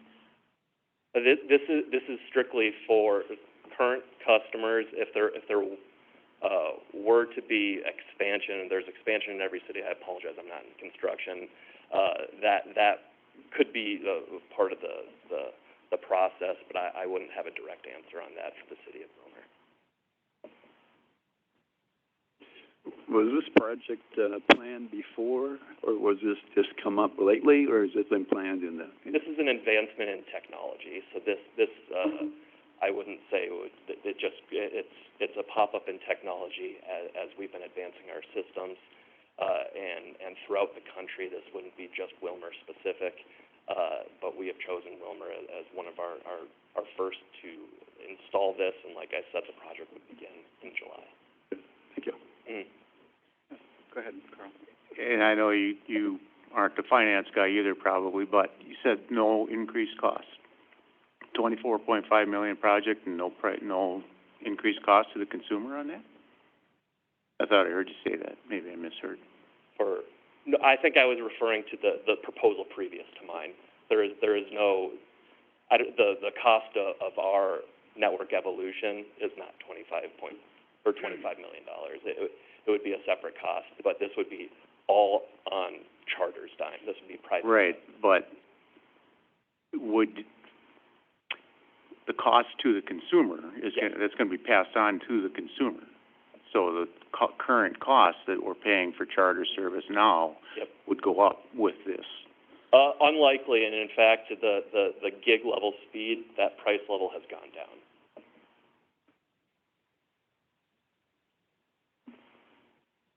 You provide phone, cable TV, and internet too. You bundle. Cable, mobile, and internet, yes, sir. Yeah, so the internet part might come down. Mm. The TV part might stay the same or might go up. TV is more difficult to judge because it's largely driven by broadcast fees. So when we negotiate with those broadcasters, you never know what's going to happen, but it's just like your Netflix bill goes up. It's largely due to broadcast fees from that standpoint as well.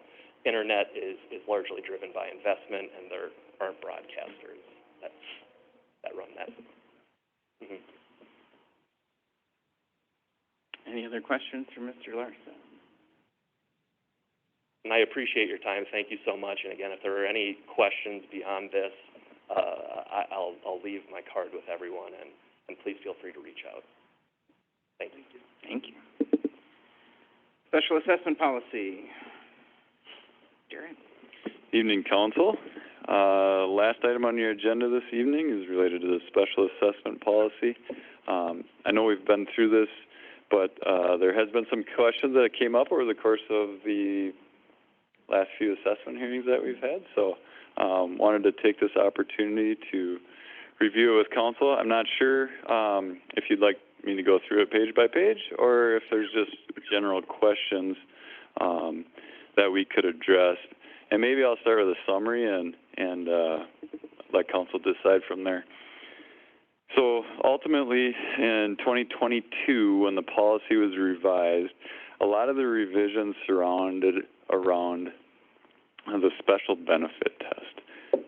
Previously, the assessment policy indicated that up to 75% of the assessments, or 75% of the project costs could be assessed. Actually, that's what the policy said it was going to be. As we know, over the course of the last few years in the special assessment hearings that we've had, we're closer to that 20 to 26, somewhere in that neighborhood, depending on the aggregate of the projects, range for assessments. So that 75% definitely was outdated because it just couldn't happen. So that's where the special benefit test came in. One of the topics that comes up frequently and was a change in the policy is as it relates to corner lots, right? That seemed to generate a lot of questions from residents. I think historically, and it's included in here, but historically, corner lots were assessed on their addressed side. So with the revision, the policy was amended to assess the short side of a corner lot plus 30% of the long side. So ultimately what was happening with the previous assessment, a property owner could be addressed on one side of the street, and although their lot was a corner, they weren't being assessed for any portion of the other side of their street. Some residents, I mean, there's a variety of different scenarios, so that was the biggest change as it related to the corner lot policy. The other thing that changed as part of the policy was essentially it was cleaned up. The redundancy was removed. It was reorganized a little bit to eliminate some of the things that talk about fees that aren't necessarily assessment related, tapping fees, things of that nature. Really no impact on assessments. When a project's assessed, there are no tapping fees associated with it. It's the new infrastructure that's constructed as part of the project. So from a broad level, those are the changes that were made in 2022 when this was adopted. So I'm going to pause there and maybe field some questions or look at some specific areas that we need to dig into deeper. All right, who's got a question? Go ahead. Been uncomfortable with the corner lots. Sure. And I'm still trying to understand. It came as a surprise to us. If we missed it in going through this, I think there's a discomfort with the fact that we did this and that it shouldn't cost someone more to live on a corner lot than in the middle of the street. And so I'm listening to you talk about now, and there was a discussion about assessing the side where the utilities were on versus the other side with that, whether that's where the address was or not. If I'm hearing correctly, are they paying more money to live on a corner if both streets have to be redone? They're paying 130%, but the 100% is coming from the shorter side, where, I mean, so how does it calculate? And, I mean, because I know people have said, I'm going to have to sell my house because I live on a corner and I'm going to pay assessments twice. And so I'm uncomfortable with that and kind of like why we ended up with it the way it is. How does it calculate? Yeah, so that's a good question. Just for round numbers, let's say that a resident has their short side is 50 feet and their long side is 100 feet, just for purposes of calculating. So the way the current policy is set up, they would be assessed 50 feet plus 30% of the long side, which is 30 feet. So their total assessment would be 80 feet, right? Now, if their address was on the 100-foot side of their lot, per the old policy, they would pay 100 feet. So in that scenario, the adjustments to the corner lot policy have actually reduced assessments. So then go back to the side where the utilities are. Yes. So the street portion of the assessment is calculated with that short side plus 30% of the long.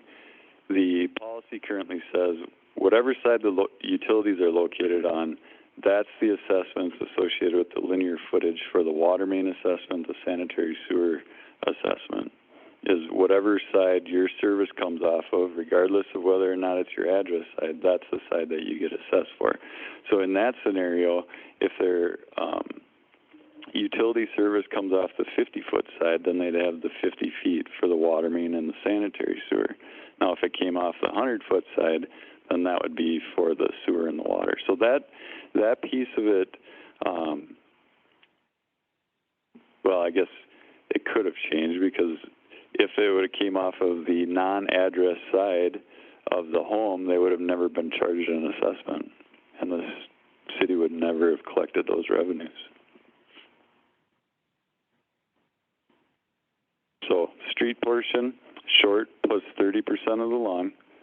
Utility piece is whatever side the services come off of. So, one thing that I did want to clarify, and I heard mentioned, was that residents are concerned about being assessed twice. They don't get assessed twice. So if only one side of their lot is improved with a project, only that side is assessed with that project. It does mean, though, however, that when the other side is improved, that piece could be assessed at that time.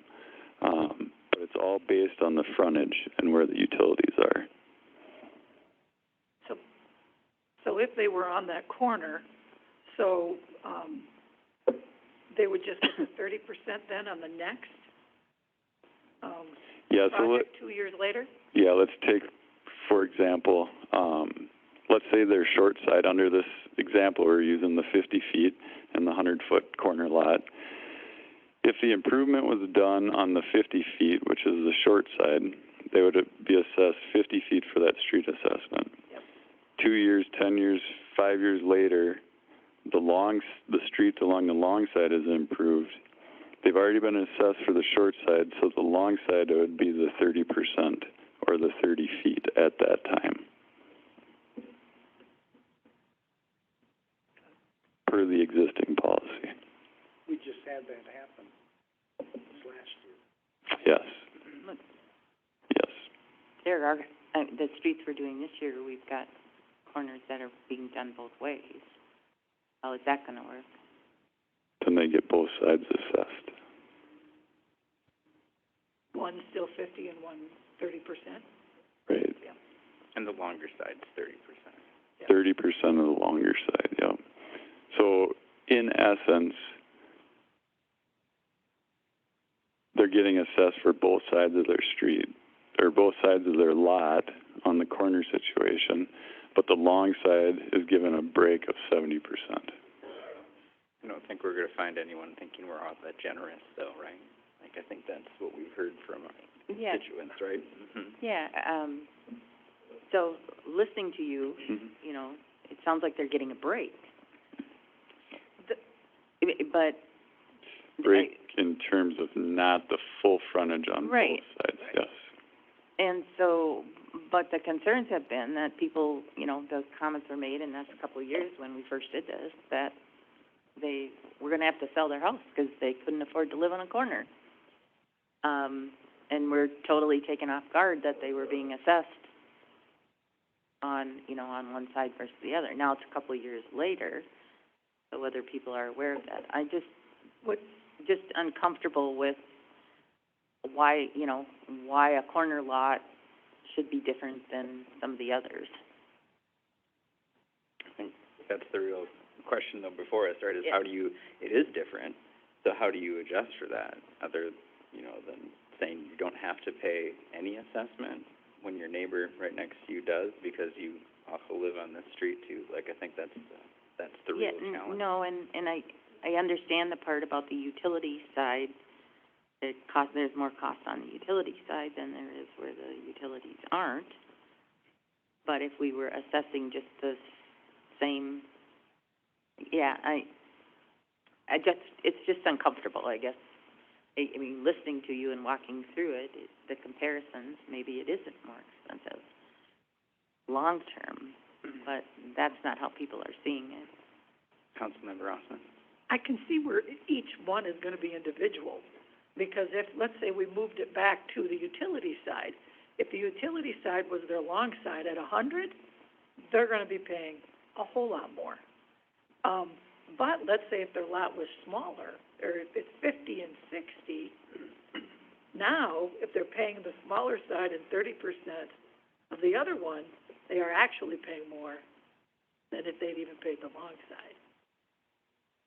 So it's, because the 30% of the 60 is gonna be 18, but, so they're gonna pay 68 instead of 60 on the long side. Makes sense? Mm-hmm. Yeah, so, that's, you know, it's, everyone's gonna be individual. Absolutely. So we have, I think, is it fair if somebody lives on a corner lot to have to pay more, if that is the scenario that it comes out? They're larger lots, typically. Mm-hmm. Go ahead, Councilmember. I don't know that this relates to it, but I think I also read when I went through it now, that if there's like a lot that's shaped more like this, that we have the right to adjust how much we charge in the front because of the width in the back. Irregular shaped lots you might be referring to, or double frontage, I can't recall which. I think that's referred to as irregular shaped. Let me just find that. Page 58, probably? And then my second question is, what are other communities are doing, and then how does it relate to staying below the improvement to the property?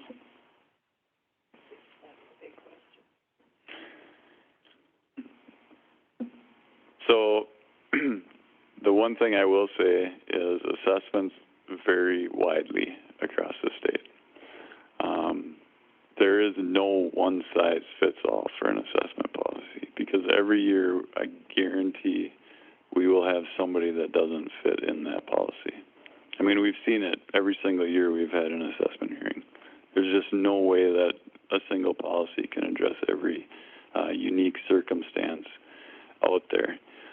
What I will say is that if this policy is the council's, right? So if there's a level of discomfort with anything in this policy, you can change it very easily. So I just want to remind you that authority does lie with council, and certainly we can change that at any point.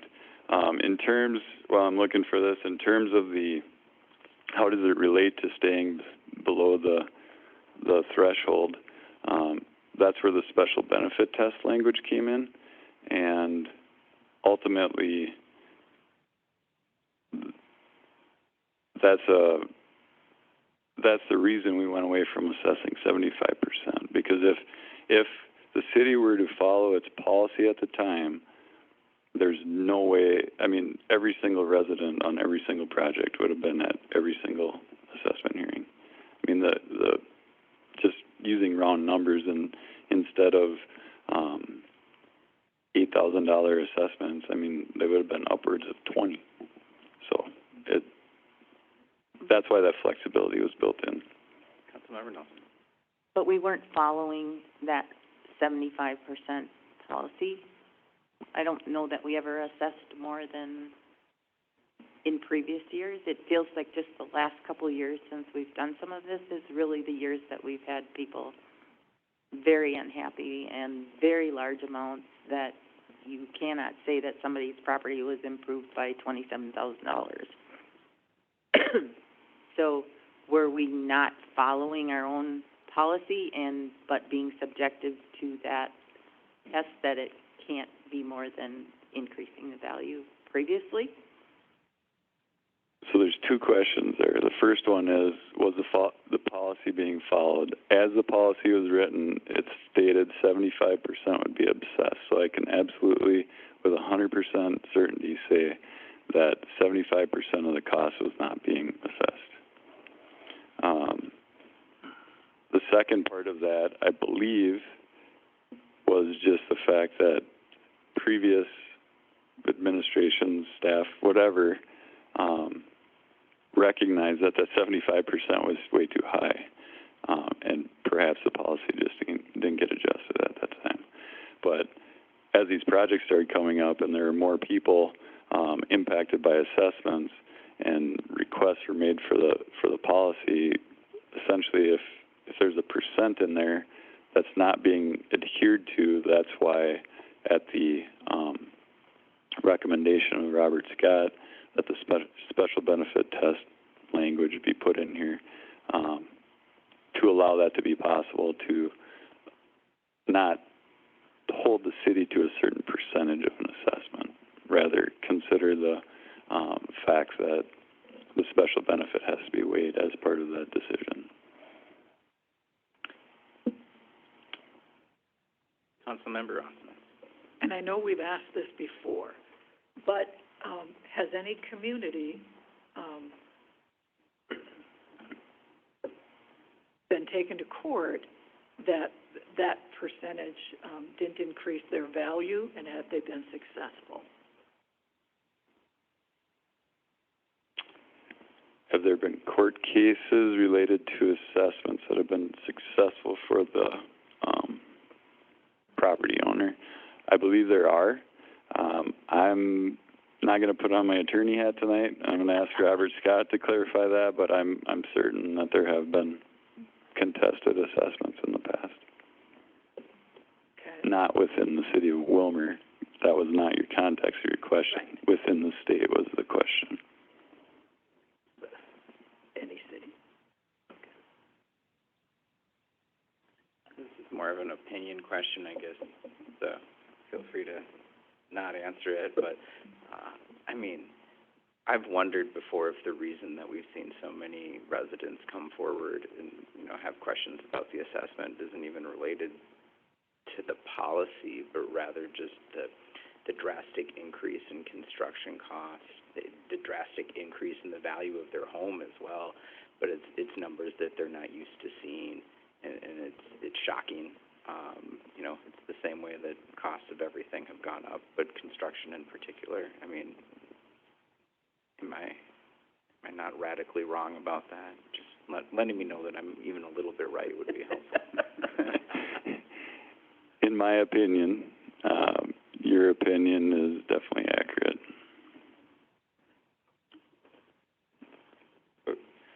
I was gonna kind of go along those same lines, but also my neighborhood's in line for a total road reconstruct, I think, next summer, and looking at, you know, a big bill. And it's not gonna increase the value of my home by as much as it's gonna cost, and I don't know that it's gonna do that for anybody. But everybody wants the roads fixed. How do we do that? So, if we want the roads fixed, it hurts. And I don't know how we get around that. The city can't afford to pay it. We'll just fall behind more and more on roads. Not that we want to dump these huge costs on the people or assessments keep going up, but it just playing the other side. If we want to continue to keep up with improving our roads, it's going to be a little bit painful. And yeah, and I know that there are people out there that can't afford whatever the assessment is that comes in. And I don't know what the right answer is there, but if we're going to keep up with roads, the city can't afford to eat more cost or keep eating more cost. Question. Councilmember O'Brien. You and I have talked about this before. When you look at all the costs and all the costs of the roads that are coming up right now, and you're talking about all the costs to individual homeowners, and we've talked about, is there any way to defer any of these costs?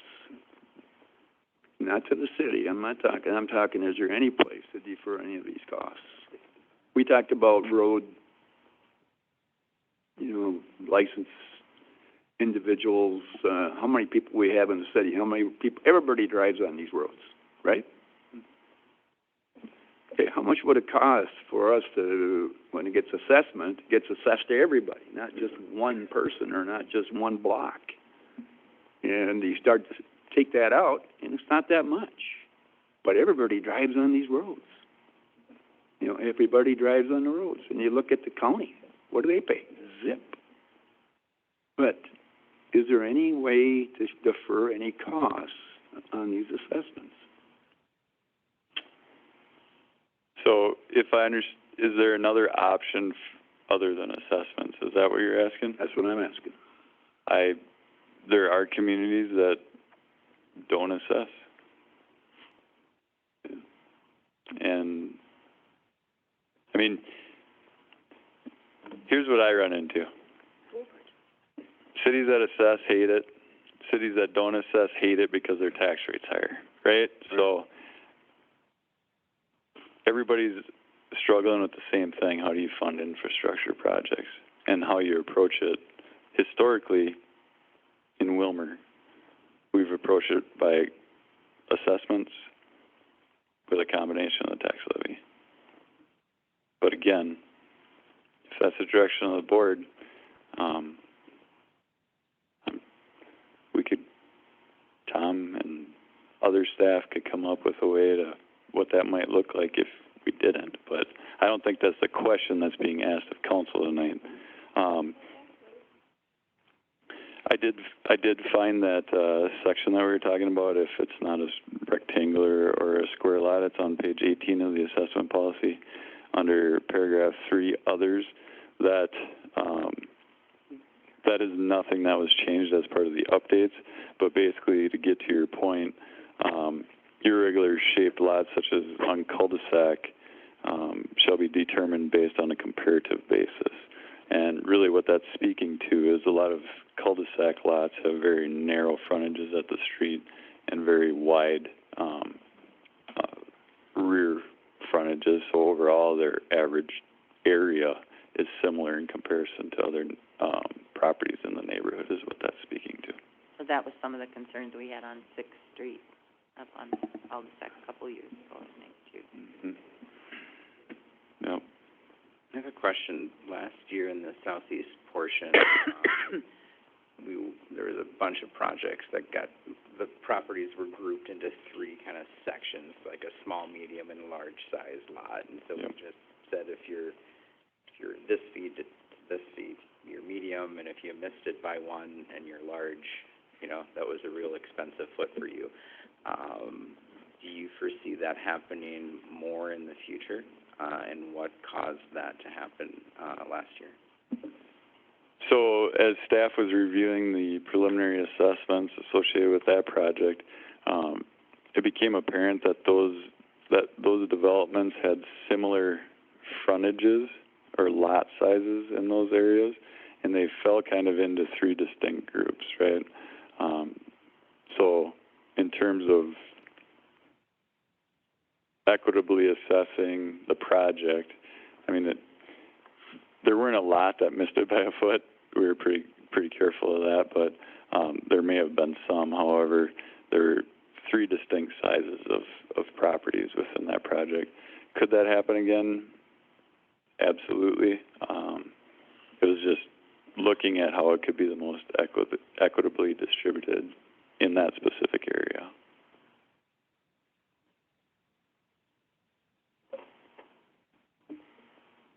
I just have to go back to the corner lots one more time. Other communities that do that, is that, I mean, are we did we come up with this formula from some other communities, or, I know, I get the part where, they might have short side and long side and utilities and those kinds of things, but it comes off punitive to live on the corner the way with that, and either it needs further explanation or it's uncomfortable, I think, to try to explain to someone that, and in some cases maybe they are, paying less, but where'd we come up with this? So to answer the question, there are communities that charge 50% on the long side, right? So there's a, like I said before, there's a wide range of how this is approached across the state. I guess what I'm hearing is that we really need to answer the question: is there a benefit? Is there a benefit to living on a corner lot? And if so, should a corner lot pay more in assessments than a standard sized lot with access to 2 streets instead of 1? That's what I'm hearing. I mean, we could change it to 20% of the long side, or 10%, or 5%, or whatever council feels more comfortable with. But I know it is a topic that comes up at every assessment hearing, so that's why we wanted to have this discussion. I'm not lobbying for any particular, percentage. I want council to feel comfortable, and ultimately we can put our assessment rules together, and council's comfortable with the results of them and understands when people come to our assessment hearings how we arrived at it. I think equally for me, the concern, of the value, that what does a street improvement, because I think we came very close to having someone file a suit against us regarding the value of that. And I know that happens in other communities and that it's a statewide kind of, test that has to be done, but it's also a difficult test to be done. But I just have a concern that some of our assessments have been out of line in the last couple of years.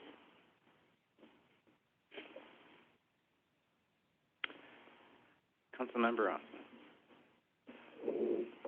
I don't know if they've been out of line, if we haven't done anything, I think we haven't done anything wrong to charge somebody what it is. It's just the expense of that road. So either they're going to pay it in part of their smaller percentage of their assessment, or they're going to pay it in the levy when it gets distributed for how we got to cover the rest of it. But the other option, and that's what we keep kicking back and forth, do we go to a citywide, this is what you pay every year for street improvements, and then you never get assessed again. But we also know that when we do that, there will be such uproar that if we thought we had people coming in because they didn't like their assessments, that bill is going to put the whole community, at least for a couple of years, and then we'd have to figure out if, the 20-year pay down on that. If they had just had it done 3 years ago, it's going to be less. I mean, and that can be done, that can be calculated and prorated, but I don't think anybody would like that bill of a citywide fee, and then that's it. In one respect, that is fair, but it's going to be big.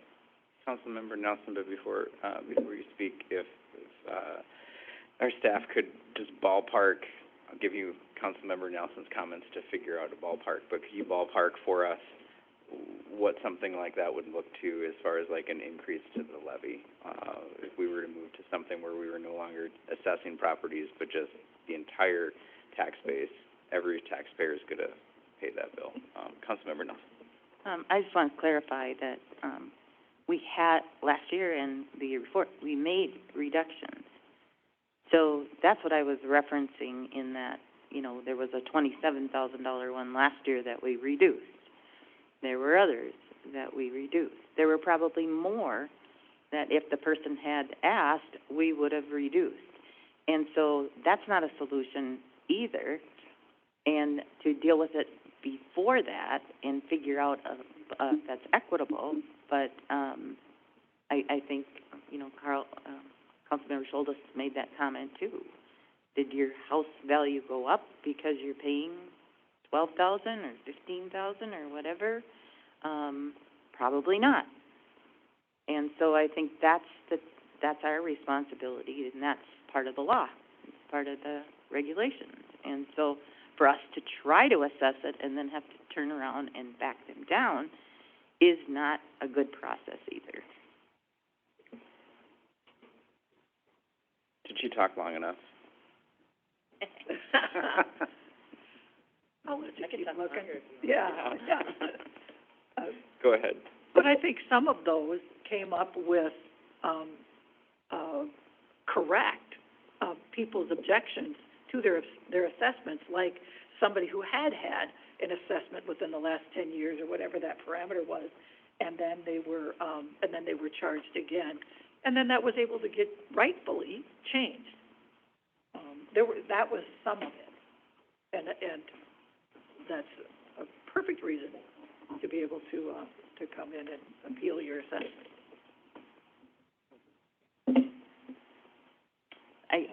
If I can just comment to that, Julie? On 6th Street, they had some work done. It was like a block that had some work done. 10 years ago or something, and then, they were getting assessed again, and then they went back and said, you're correct, that one stretch did have to have some road work done, and they had assessments then. So, yeah, that was adjusted, rightfully so. Councilmember Osmond, I think the other thing for me is that, some people don't speak up. They just pay them. And so there is inequities out there that if we were challenged, that we deal with. However, that's how the process works. You have to ask with that. And I think that's a challenge. And even the short notification that we had, people were all up in arms about that time frame. We have to do better with that. And Right. so how do we get it in front of that and make sure that we're doing it right to begin with and providing that? Jared promised to do it better this year. Back in the fall, you said that. Which part? I've heard a lot of growth opportunities tonight. And part of that was also the house's assessments and how they were done in the past, and then when the county took over, and then there was a more detailed, breakdown of things, and when, Jared took over, when Bolton and Mink came, then we really got into a more detailed, expense breakdown, which I feel better about, because it isn't just, willy-nilly ballparked. I mean, these are exact footage, cost. I think we're fine-tuning it. I was speaking that you promised to do better on, like, giving residents more time to... Yes. Yes. Yeah. All right, it looks like you have a ballpark estimate. Yeah, I mean, really rough numbers we're talking here. So our current street debt, it would be almost double what we're adding on every year towards our tax rate. So just this year alone, if we were to add this year's debt service, it would be roughly 4% of the tax rate added on every single year. And that would be, so more than double of what we're at. And then another variable that we'd have to watch out for is currently under our chapter of this broad general obligation financing that we use is it's chapter 429 that requires a 20% assessment. If we do not meet that 20% assessment, there would be options for the public to referendum and not do the projects. So then it would take some authority away from the council engineers to do street work as well. So currently, we don't have to have a vote on those. So that's one thing. And also just like, as was mentioned at the table earlier, the implementation of the people who've had assessments in recent years, we certify that to the individual property and the parcel number for that. So we couldn't cherry pick a tax rate for certain streets. That's sent to the county, certified to the county as a city as a whole, and then it's proportionately distributed to the tax base through their tax capacity or value. So the implementation, that could be a whole other conversation, but there's just a couple variables that we would have to really pay attention to if we were to change that and divert from our 20% minimum assessment as we're currently doing.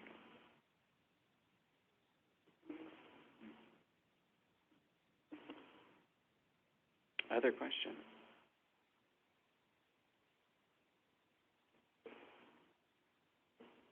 Any next steps other than we just took time to review this tonight? Councilmember Osmus, you were going to say something? Well, I'm just wondering, did we discuss, and are we gonna make any decisions at a future time about any changes? Or that things that, that were issues in the past, did we address them fully tonight? I don't feel like we said anything should get changed. Or that we came to any consensus that something should get changed. Councilmember Nelson. I'm still gonna go back to the corners. Are we better off with what we've done than the way it was before? Or should we look at making changes? If you live on a corner lot, that's debatable, but from the city's perspective, I think it's more fair and equitable. Now, particularly in the cases if you have accesses on two corners of your lot, right, and you're using both streets. But again, this is not staff's policy. It's council policy, and if we're not comfortable with the 30%, like I mentioned, it could be, that percentage could be adjusted. If you're not comfortable with it, you could take off the whole thing and we'll figure it out. It's just, to council, Julie's point is,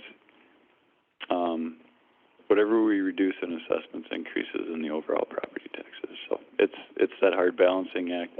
And quite honestly, in my opinion, working with many of these throughout the state, if the corner lot policy is the primary issue or piece that's uncomfortable, I think that could be modified to make people comfortable, and I think the policy is working, just doesn't address every single case or property that we run into on a yearly basis, so.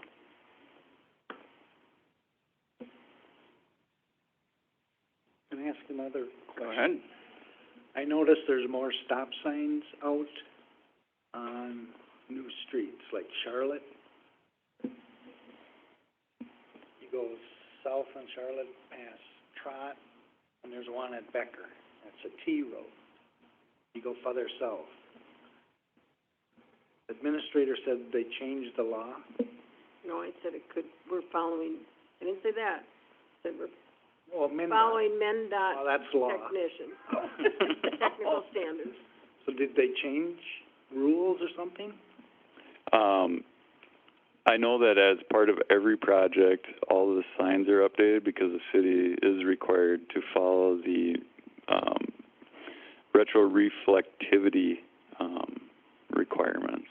And as we go through these project designs, the intersections are evaluated for stop signs as part of the improvements.